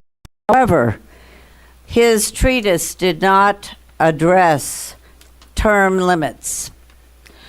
And we have an ordinance that was fought over and became effective as of the election year 2013, which is the charter. I actually had you copied, all of you, on it. Thank you very much. You have, I'm sorry, need to finish my sentence. You have 2 minutes, please. You are term limited. Yes.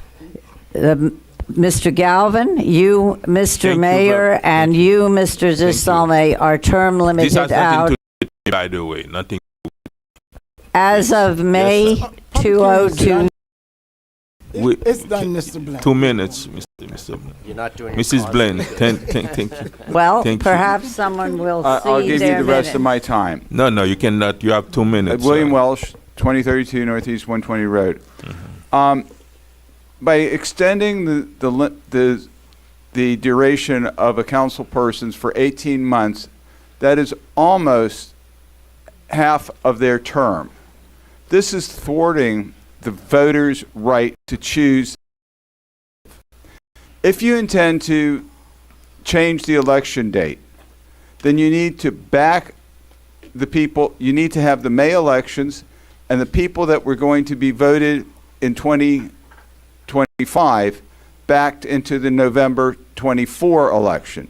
You take off the 8 months, you don't add 18 months to somebody's seat. This is thwarting the voters' rights. And I probably pretty much recommend that if you do it, there's got to be lawsuits because rights, and it's wrong.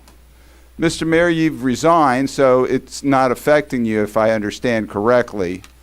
But it would behoove the council to rethink which way they're going to go so that the voters will have the right and maintain their right, and this does not become, as somebody once said, a banana republic where you keep changing things and you keep extending your limits. What did you say? You said what?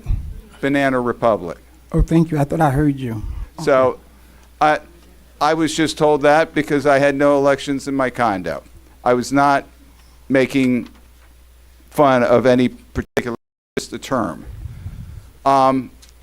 So I really believe that we need to back the people that are elected in 2 years from now, extend 2 years, 18 months for the people that are supposed to be voted in May. Thank you. Thank you very much. Public hearing still open. Next. I'm Gwendolyn West at 13090 Griffin Boulevard, 33161. And I do agree that we went to the polls and we voted. And we voted for you to have a certain amount of time. And if we're going to keep a few years ago. Okay, but what I want to say is, we elected you for this term. Adding 18 months will give you another term. And let us choose, let us say, as the citizens in the community, go to the polls and vote. I know that the mayor's seat is going to be available in a little while, but please give us an opportunity to vote on who we want to vote for. Thank you. Thank you very much. Next. Ileana, 849 Northeast 121st Street. I just found out that our city council voted to forbid the reading of commentary submitted via phone and email during city council meetings. This same council who voted to silence voices of citizens unable to attend meetings in person is now attempting to extend their term limits in office by a year and a half without holding elections. This is not a communist dictatorship. This is a country that deeply values the electoral process and citizen participation. Changing the election month makes sense. However, there is no reason why the special election for mayor can't be combined with a regular election scheduled in May, reducing the term of office of those candidates before holding elections again in November. Doing so would not cost the city anything extra. Not adding language to protect the election in May is undemocratic, so I urge you to vote no until language is added to secure elections in May. Thank you. Good evening. My name is Lola Capers, and I do not live in North Miami. But I don't think North Miami is the first one that has ever changed their charter as far as have special election because they do not want to pay the costs. If their term is every 2 years, you have state representative that runs every 2 years. You have county. So I think that you all are doing an excellent job and that you're going to save the city money. And I think you all need to go forward. I'll just say your term limit. Because there's nothing wrong. I'll be quiet. I'll let you talk. Go ahead.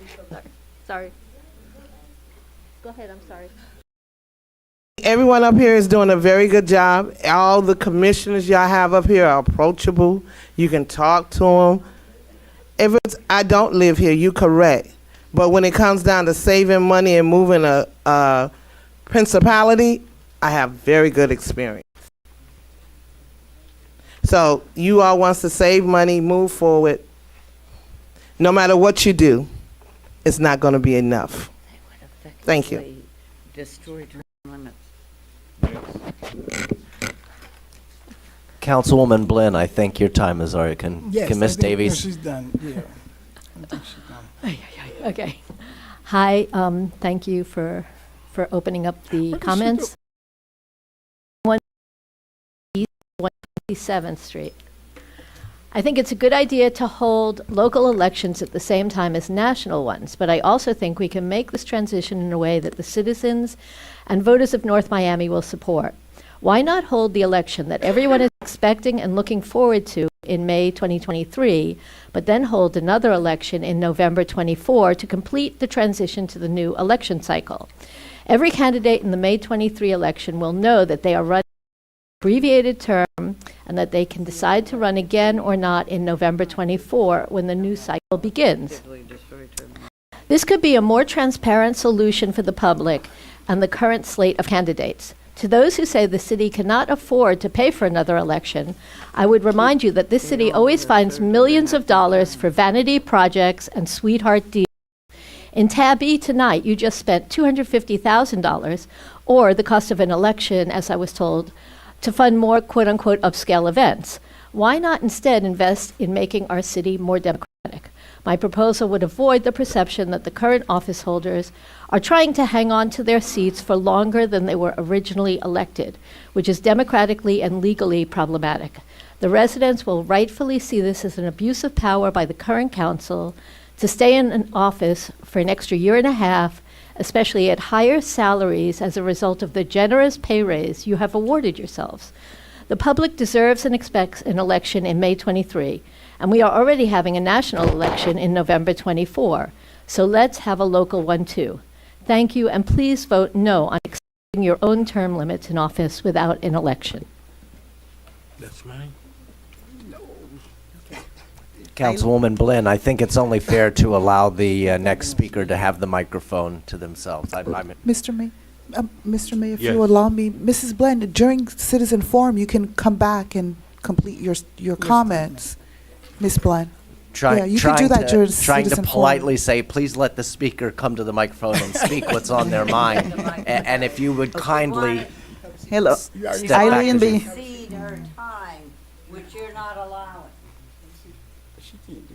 Okay.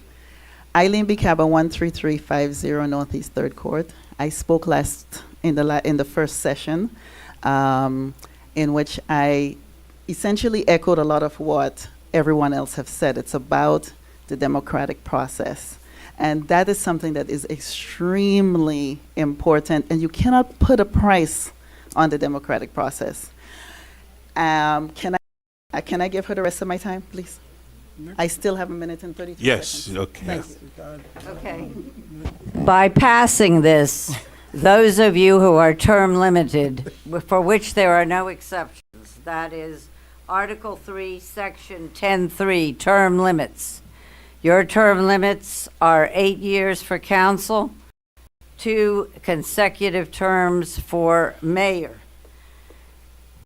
There are no exceptions. If you extend your terms illegally, you will in effect violate the charter, the well-thought-over charter term limits. Furthermore, the vacancy, if you have served more than half your term, there does not need to be a special election. However, to solve the problem, it's very simple. We have 2 years, and I did speak with the Office of the Attorney General. The Attorney General's opinions did not deal with term limits. They dealt with extensions of time by 7 months, 6 months, not 18 months. You have plenty of time to do this. What you could do is those of you who are term limited out, that would be Mr. DeSalme and Mr. Galvin, because the Councilman mayor will DeSalme. have already resigned. Ms. Blem, Thank Vice you. Mayor DeSalme, thank you. Yes. Who called me? Thank Somebody you call very me? much. Next. William Prevotel, 12,000 North Bay Shore. Without addressing legalities or technicalities, may I applaud the effort to consolidate the schedule. Yes, there's a financial savings, whether you view that as large or small, whatever it is, or negligible. But there's also and I'm not a psychologist, but I think there's a real value to having a regular system of expecting when the election's to be. Rather than going through an election cycle and all of a sudden a few months later and a few months later and a few months later, and you get bombarded with it. I think it really diminishes turnout. I think it also throws off the psyche of the city. I think it's of our benefit to get more people participating by having it on this regular schedule. A benefit to everybody. How exactly you do that, the logistics of that, not sure, but you have my support in terms of the concept of getting regular, and we can then use that other time, those odd election days that we have, we can focus on other important things for the city without being thrown off constantly. So appreciate your all efforts you have to make this come together in a rational way. Thank you. Good evening. Alina Medina, 1270 Northeast, 124th Street. I encourage you and urge you to please say no to this, this way of changing the elections. I think it's a good idea. Going forward, we can save some money, but do it the right way. Let us vote like we're supposed to. The elections are coming as scheduled, and maybe put it to the voters to decide if they want to do that. And going forward, saving money, but not the way it's being proposed. Thank you. Kenneth H., 13045 Emerald Drive, North Miami, 33181. First and foremost, I find reprehensible the term that this council was referred to as a banana republic. Right now, tonight, this is democracy in action. There's the American flag there. I fought for that flag. The last time I was here in support of this ordinance, this change, I talked about voter participation. My godson was in this ordinance. He parachuted into Panama in 1989 out who was suppressing the legal vote, who denied democracy, and I resent that. It's a shame in this city that we have a poor turn of vote out on election day. The most important government for citizens is our local government. But right city government affects our quality of life, and to get better participation and more of it, I think we should change the dates to elections align with the state elections. First of all, you're going to save a heck of a lot of money, which is secondary to voter participation, to the exercise of democracy. You know, I'm on the charter board, and we talked about this. We talked about changing the dates, and people said, oh, there's going to be too many issues on the ballot. I find that to be a lot of nonsense. If you care about your country, your citizens, honor those veterans who fought and died, and yes, I thank you very much. Thank you.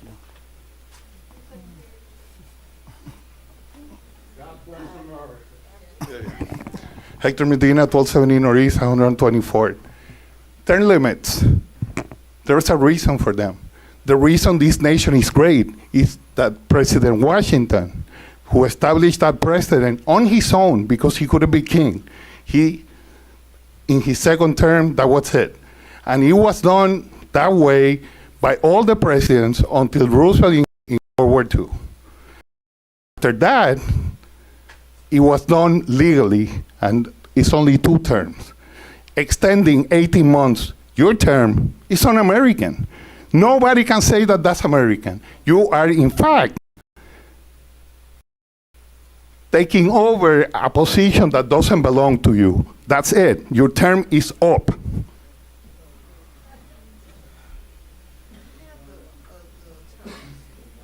Let's do Mike's thing.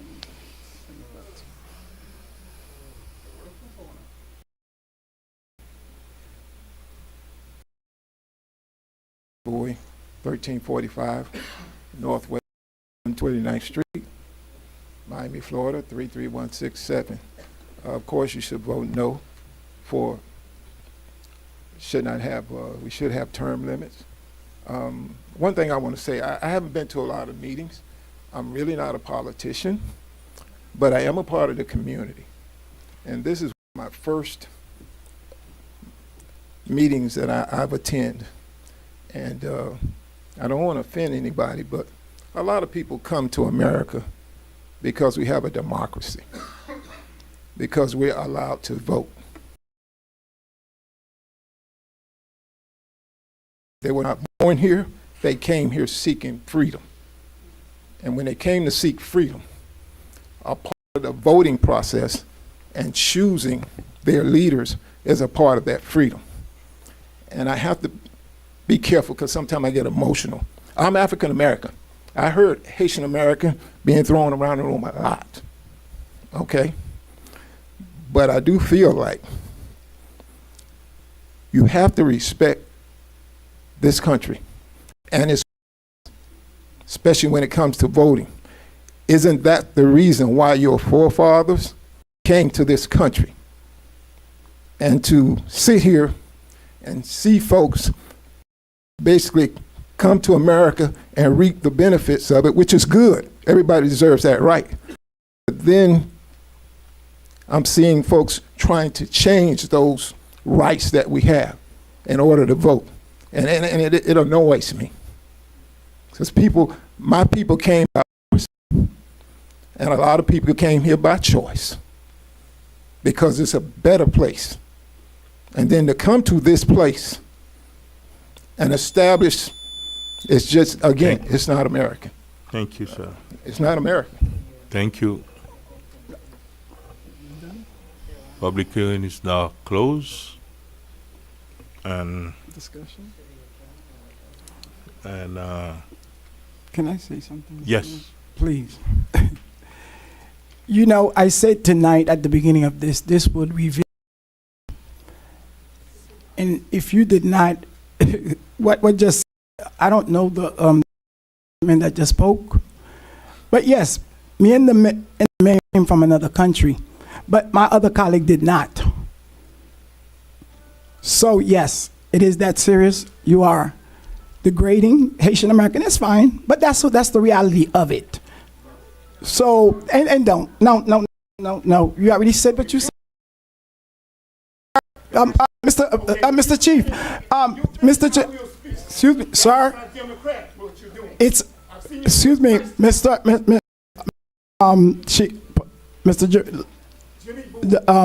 Jariga, please, sir. It is a proper, in terms of our council meeting. You already said, just like you said, this is not whatever country that we have. Because the voters put us here. So that is American. And let me say this. We have a manager and a city attorney. They got paid very well to make decisions and guide us. And we are the policy maker. But I am not going to sit here because I'm from another country. We all are from the same place, the mother place, the motherland, and you know. So you're not going to come here and talk about we from this. Yes, the mayor and I are the only country. All of my colleagues are from here, born here. So I just wanted to clarify that and put that on the record, sir. Thank you so much. There's no more discussion. Is there any discussion? No any more discussion? Huh? We're moving. The motion is to move it to the next meeting on Monday. So before, Yes. yeah, so I'd like to, I'm the only one that didn't agree with the way that is being done, but I just want to, based on some of the comments that were made tonight, first of all, my disagreement is in the way it was done. But again, like mentioned, we have a city manager and a city attorney here. Is this legal? Just put it on the record. Mr. Attorney, the ordinance that is being proposed, is it legal? And how so? I'm just going to read the statute because we keep hearing a lot of things. And I'm just going to read the statute. So it's 100.3605, Conduct of Municipal Elections. Number 1, the Florida Election Code, Chapters 97-106, shall govern the conduct of a municipality's election in the absence of an applicable special act, charter, or ordinance provision. No charter or ordinance provision shall be adopted which conflicts with or exempts a municipality from any provision in the Florida Election Code that expressly applies. Number 2, the governing body of a municipality may, by ordinance, change the dates for qualifying and for the election of members of the governing body of the municipality and provide for the orderly transition from such date changes. Can you explain that in a layman term so that the regular person can understand? Can you summarize that, please? What it means is there are areas that the state reserves to itself. There are areas that the county reserves to itself. There are things that we can do as a city, and there are things that the state and the county say we cannot do. And you know it because there's plenty of times we've come here and we say you can't do this because this is reserved by the state or it's reserved by the county. In this instance, this isn't anyone from another country. This isn't un-American. This is your state legislature saying that this municipality can, by ordinance, change the election date. That's what it says. And the only way you can come up with another interpretation is to ignore what the statute says, which is why I read the statute. Okay, are there any other municipalities that have done this before? Yes, ma'am. Can you name them on the record, please? I don't know all of them, but I do know our neighbor to the north, North Miami Beach, went through this a couple years ago. I was part of a law firm. I was an associate at a law firm. I can't tell you the names of the cities, but I know when this passed, there were a number of cities that went through this process of doing it. Right. And there's AGO opinions that I can refer to. And in both those AGO opinions. And what cities were those? In the opinions, it was the AGO opinion AGO opinion 2000-61 that I cited to in my memo is the city of Mulberry. And then the other city that's referred to in the AGO opinion 2003-52 is the city of Lauderdale Lakes. Again, one thing, and I know this is, we're going to have to, this is not an easy process. One thing that the residents are saying, my colleagues, is that they like the fact that we have more voter participation. Others are concerned that there's too much of an extension. The majority of my colleagues would like to change this. What I would like to propose is just to hopefully kind of sort of meet the residents and the will of the residents, not in a perfect way, is to suggest instead of it being in November that we have it in August, that we would have the date in August that would offer less time than the 18 months that is being proposed for November 24th. August, I'm so sorry, the way it's proposed now, it's November of 2024. So then now so remember that based on what the attorney read, how we can change this with the ordinance, via ordinance, it has to complement the state or county. And my understanding is that we're mimicking the county. So instead of having the election of November 2024, I would recommend or ask for an amendment of August 2024 instead, and that shaves a couple of months off. Again, the majority of the council is going in that favor, so I just want to be able to massage that if the council would do that. Mr. Mayor, if you allow me, you said Monday, but it was my understanding we are proposing it until the 13th of December. That's the date that we haven't that I'm proposing. If this is just a discussion. What do you mean 13th of December? The item I'm proposing that we bring it. Yeah, I thought that's what we had said, the 13th of December. We're know not that there yet. We are. Yeah. Make a proposal, not a motion. Oh, okay. Right. So I'd like to make an amendment to what the ordinance has, instead of November 2024, to have it August 2024, and then whatever you guys going to do, table. It's your thing open, your mic. That's August 20. Is that, It's two things we are discussing. is it, so is the, Mr. Ma- is it the first one that, we are discussing? Do we need, so making no vote, we don't need to take a vote, Mr. Attorney, since we're tabling it down? I'm We're just, not, what we're So- doing is to move it to the next meeting on Monday. I am- Right, so let me make myself a little clearer. Can we If vote we- on some of these things? Right, Yeah, no, no. but before, if you could allow me to clarify. Okay. I am in favor of tabling this. I do not want to vote this item tonight. But I'd like to still make an amendment to the language so that it can properly be published. for, You would need 10 days though, Published. wouldn't that's what he said, that's what, that's So what is that he what was it is? So I saying. would need two actions? Is that what we're saying? Mr. Attorney, if she would make a significant change to the item today, we need another 10-day notice? That's right. If this council votes on changing the date from what's in the ordinance right now, you would need another 10-day notice. You would not be able to hear this on Monday. That's what I said, the 13th. The next meeting, the next regular meeting on the 13th. If I might, Mr. Mayor? Yes. You made a motion to continue this to Monday. Yeah. Is there a particular reason why you want to No. do it on Monday? Or you just would rather do it Monday for more time to consider? Is that? Yes. Okay. So So I think it's fair that we take, he's the one who proposed this item. He's the one saying move it to Monday. Let us vote on that, and if that fails, then we can look at other dates. I don't think it's fair that if we're not going to vote on this tonight, we do vote on an August date. Either way, Whatever let's- date's fine. Yeah, we can do that on Monday, if we're gonna do it.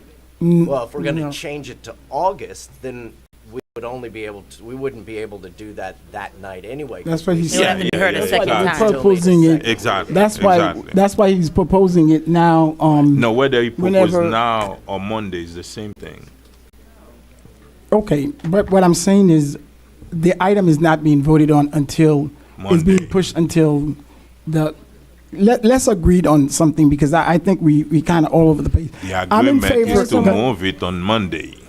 So I have a motion That's made. not on the table. I have a motion made by Mayor Bien-Aimé to move the item until Monday, November 21st, 2022.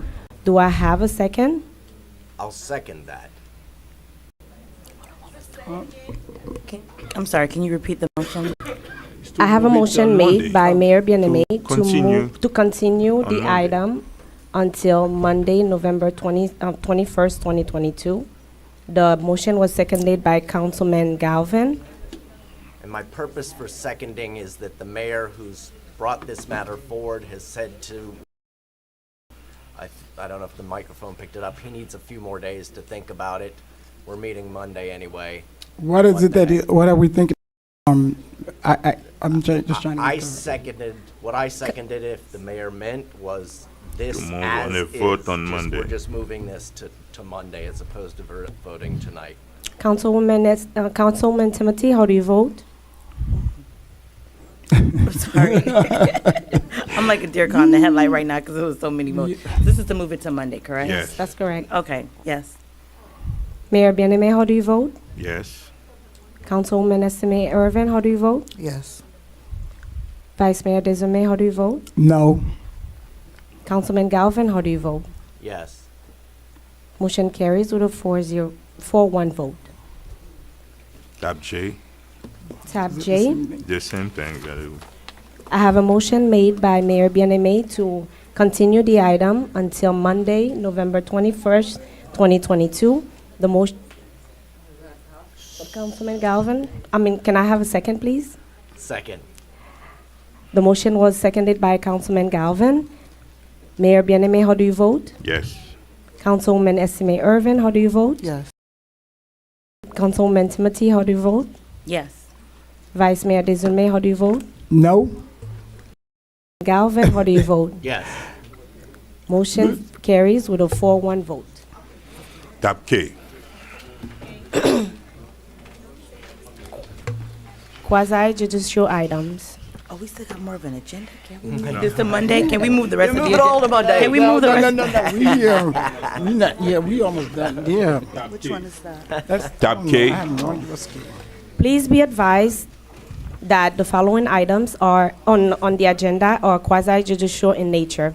If you wish to speak in favor of object to, or comment on an item, please complete a speaker cards indicating the agenda item number on which you would like to comment. You must be sworn in before addressing the city council, and you may be subject to cross-examination. If you refuse to submit to cross-examination, the city council will not consider your comments in its final deliberation. Please also disclose any ex parte communications Please. you may have had with any members of the city council. City council members must do the same. Tab K.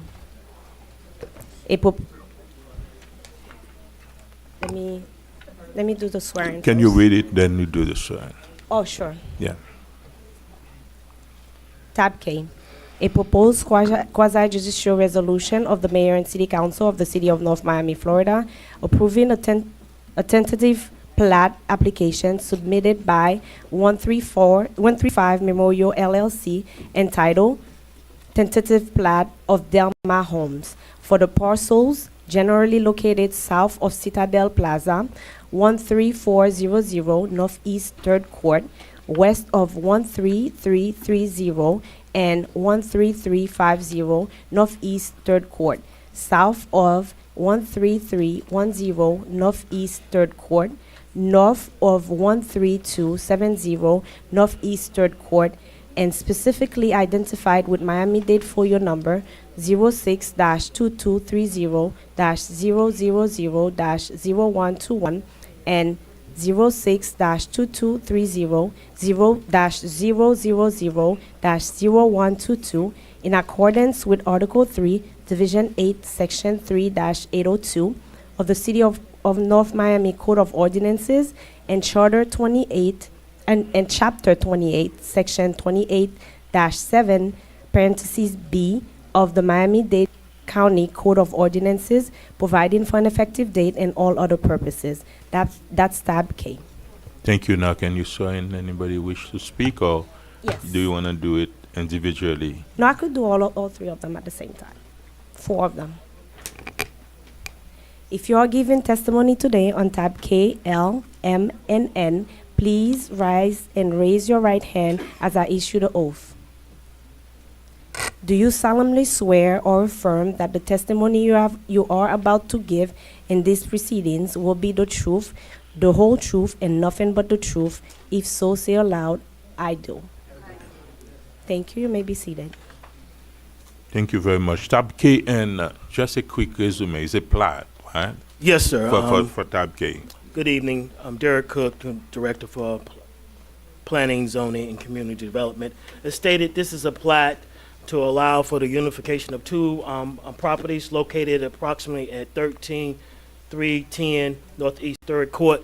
It's just east of that street that runs north-south. The purpose of the combining of the 2 lots is to allow for the development of the land. The applicant is seeking to develop a 24-unit townhome development at the location that requires replatting. The item went before a planning commission. It was recommended for denial.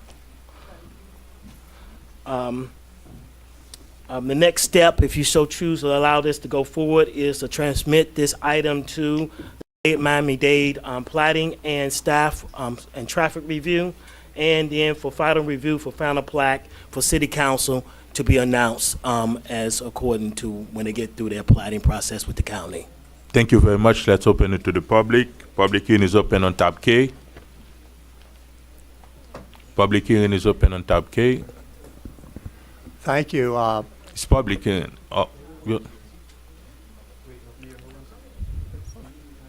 Yes. This is the attorney for the applicant, so he gets a chance to. Okay. Okay. Thank you, Mr. Mayor, members of the council. Jerry Proctor. I'm an attorney with office at 7600 Southwest 57th Avenue, South Miami. I'm joined by Paul Tremblay and Ron Book representing this item this evening. As Mr. Cook stated, Mr. Mayor, this is a tentative plat. This is the beginning step in a series of actions that will be required from your staff, the council, as well as Miami-Dade County. This action tonight will not grant development rights to our client. This is the beginning step in the platting process. This is about 1.57 acres. The land is zoned R4. The zoning on the land would permit more intensive uses than we are proposing. And we, as I said, we will be bringing forward our proposal, our site plan, and we'll be going through the city process. And that city process will include examination of issues such as traffic, drainage, which I know is a big issue in the community, as well as the other requirements in your code, and that will be required before any development rights are granted. We pledge to the community and to you that we will work with the community. We have begun to meet individually with some of the most immediate neighbors, and we will continue in those efforts. We need your help this evening in order to pass this resolution to begin that process, to bring our plans forward and to work with Miami-Dade County on the plat. We ask for your support. We're here to answer any questions that you might have, and I'll reserve some time for rebuttal. Thank you. Thank you very much. Tab case open to the public. My name is Eileen Bicaba, 13350 Northeast 3rd Court. And if you look at this tab, my house address number is on that tab. That's because it gives the description that it's west of my house number, if you look at the tab, all right? We purchased our property on 3rd Court, and we were under the county. It was zoned duplex. There are 20 properties or plats on that street. That means that we could get a maximum of 40 properties if everyone becomes 2. The city of North Miami annexed us and changed it to R4. Now we can get 3. So that means a maximum of 60. This property, what they're trying to do is take land that's west of 3rd Court and combine it with a single empty lot on 3rd Court, which really even under R3 should only have 3 units and add 3 units to the street. But now they want to use it to dump 24 extra units onto 3rd Court. Now, the city have to be thinking not just now, but the future. Remember that everyone on 3rd Court under the new annexation can upgrade to 3 units. It's not that way now because it's mainly single-family homes except for a few properties. But you cannot just consider that they're going to dump 24 properties. You have to consider that everyone have the right on 3rd Court to go up to 3 too, also. So when we buy our property, we expect a certain maximum amount of traffic on that street. All right, we've already gone up twice. Thank you very much. All right. What we are doing is You're not the adding more. site and approval or the conditional use permit. It's put all together. That's Yes, what sir, we are but doing they get today. to ask for additional, the more you bring it together, sir, they can ask for exemptions to bring it even higher. Then that traffic is going on to 3rd Court, sir. Next, yes. Gwendolyn West, 13090 Griffin Boulevard, 33161. I guess you already know what I'm going to say. You know, how many 24 units? They don't understand that our infrastructure cannot take nothing else until that is fixed. And in the last almost 20 years, I worked on that. And come on. Those money you spend every year on the infrastructure. It's not only me on the street that's suffering now. Other 10 neighbors on the street that's. This sounds like the same area that they were going to put the Walmart or somewhere near there. I mean, I have not heard anything about the infrastructure. We want to continue to build bad infrastructure. I know people got money to burn. So can we open up the ground and fix those pipes? This happened yesterday. Council, it happened yesterday. I'm not talking about 7 years ago. And I know you probably heard because I called and called and called. I even called you and you said you was going to call me back. It was because of the load. When I walked out the house at 6:05, my yard was filled with sewage. And then when I called over to the sewer plant, guess what? When I came home that afternoon, they still hadn't cleaned up. I got to almost call the police, the chief or somebody, to get them back over there to clean up so I can go inside of my house. I mean, come on. Are we going to do anything, sir? Are we going to do anything? And I know we're waiting for the No. infrastructure study to come back. but not just that. When does that Understand come that it back? was a county. It was a county until we annexed that, and I think 4 years ago we spent over $1 million to bring the sewer line to that location.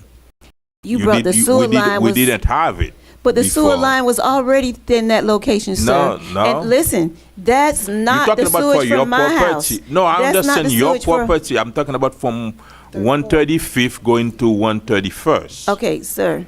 The sewage comes from the west that you're talking about putting a whole new community. And all that sewage comes towards the east, which runs right past my house. And just let the electricity go out like it was yesterday. And there is sewage everywhere. And now you want to build there? I mean, what it's going to do for you? Are you going to fix the land so people can live Thank there? you very much, Ms. Grant. Yes, sir. Yeah, my name is Jose Rivera. I live 13325 Northeast 3rd Court. Now listen, when you guys agreed to develop the place over there, to put the dollar store and everything else there, you just said about the sewage that you just, the sewage that was put there, when they ripped the whole street up, you didn't do nothing for the drain system. Now it's a nightmare on 3rd Court. I put these 2 concrete things on the ground. They're about 10 inches. It goes above that. I hate to think what my neighbor Elaine must feel because it has to be like 26 inches for her.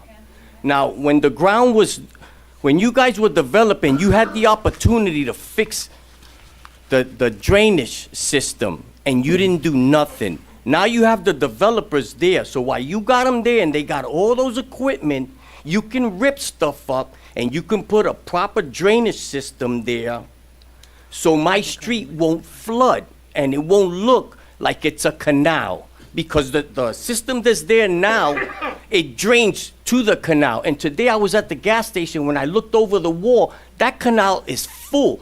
There's nowhere for the water to go. And then I hear that you can't drain the canal. So if you can't drain it, it's all gonna come down my street. You had an opportunity a long time ago to fix this. While they're doing the construction now, I'm hoping that you can deal with this and put a better drain system in so it doesn't look like it's a canal on my street. This should have been settled a long time ago. Everybody wants to build, but they don't take care of the little stuff. I sat back there and I heard about the other place, and a lady came out and said, the other place you want to develop, and she said, what about the sewage? What about the drain system? You need to take care of that first before you develop. That would be the proper thing to do. Thank you very much, sir. Ileana Alvarrane, 49 Northeast 121st Street. I would also like to speak on behalf of my neighbors to respect the fact that they're having flooding issues and that the drainage of the sewage that came up, that was just yesterday on Northeast 3rd Court. And I want you guys to consider the impact of adding more density to that area to the existing residents. Thank you. Bless you. Thank you very much. Public hearing is now closed. And District 3. Thank you so much. First of all, I just want to say that tonight is not the development, this is for the plat, number one. Number two, I just want to give some history. I represent the area, And you know, Eileen, that I speak to you every time. And I speak to the area, may I? I'm sorry. And I spoke with you about that, and we are dealing with it. If you would mind, I was respectful, if you would mind being respectful of me. Thank you so much. Again, I represent this area, and I know, just to give back some history, this was not a part, like you've mentioned, a part of North Miami. We incorporated this, I believe, in 2014. Ever since I've been elected in 2019, I've been talking to Public Works. I've had several meetings. As a matter of fact, through the city manager, may I please have our Public Works director, is he here? Yeah. Could you please come? Right. And can you state on the record what are we planning on doing, on what active roles that we're doing to address a lot of the issues that you've heard tonight in terms of drainage and sort of flooding, and could you let us, the public know what we're doing for Third Court, please? Sure. Good evening. Worcester Pierre Lewis, Public Works Director. As far as in regards to Third Court and the flooding situation there, we recently gave a notice to proceed to a consultant to do the design on Northeast Third Court from 135th Street to 131st Street. The consultant is they'll develop their plans in about 44 weeks, and then from there they'll go through permitting and into construction.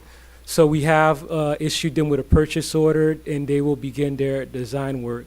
In addition to that, as I heard the mayor saying, the sewer line was installed recently there along Third Court.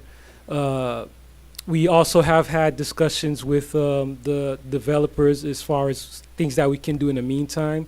We're installing a valve for the drain that goes towards the canal to prevent the backflow from the canal to go along the street. So those are some things that we have been doing at that location. The other complaint about, I guess it's 3rd Avenue or Griffin Boulevard, that was because there was an issue with the county's pump station, so there was an overflow at that point. Okay, so I just want you to know, I know it's slow, and I've asked to be patient, Eileen, especially you. Every time you call, you email, I contact you, I'm in communication, and I understand and I share your frustration. The developers I've spoken to them, I've had meetings with them, with Public Works, and they are aware, they are willing to contribute, and I am on this. It's not gonna happen overnight. I don't wanna sell your dream, but I am working hard to address the issues. So I just wanted to state that on the record. So tonight I will be I'll be making a motion to move for the plat. This is not a site plan yet. This is not anything on the ground yet. So I just want to be very transparent with my residents, especially Third Court residents. I am thinking for you, and this move, it does not mean that they're going to build tomorrow, but we are working hand in hand to address that issue. I know it is an issue. Okay, so thank you so much, Whistler. So I'd like to make a motion. If I could, I'm sorry. You get the motion, and you will Sure, second thank you. the I'd like to make a motion. No, I wasn't going to second. I just had some questions. Yeah. I didn't get to meet, I'm sorry, Mr. Book. I know you were trying to, but all these Claw Pepper Park developers took up the time. I'm sorry. But do you guys address draining in your project at all? We don't. We is the plat. We not. This is the plat. There's no site plan, nothing yet. Yeah. But okay. Yeah. I just know I didn't meet and I didn't get to look at this, No, this there's item in not detail. the plan. Okay. Is there a motion? Yes. Motion second. It Right, can move. motion to accept. Second. I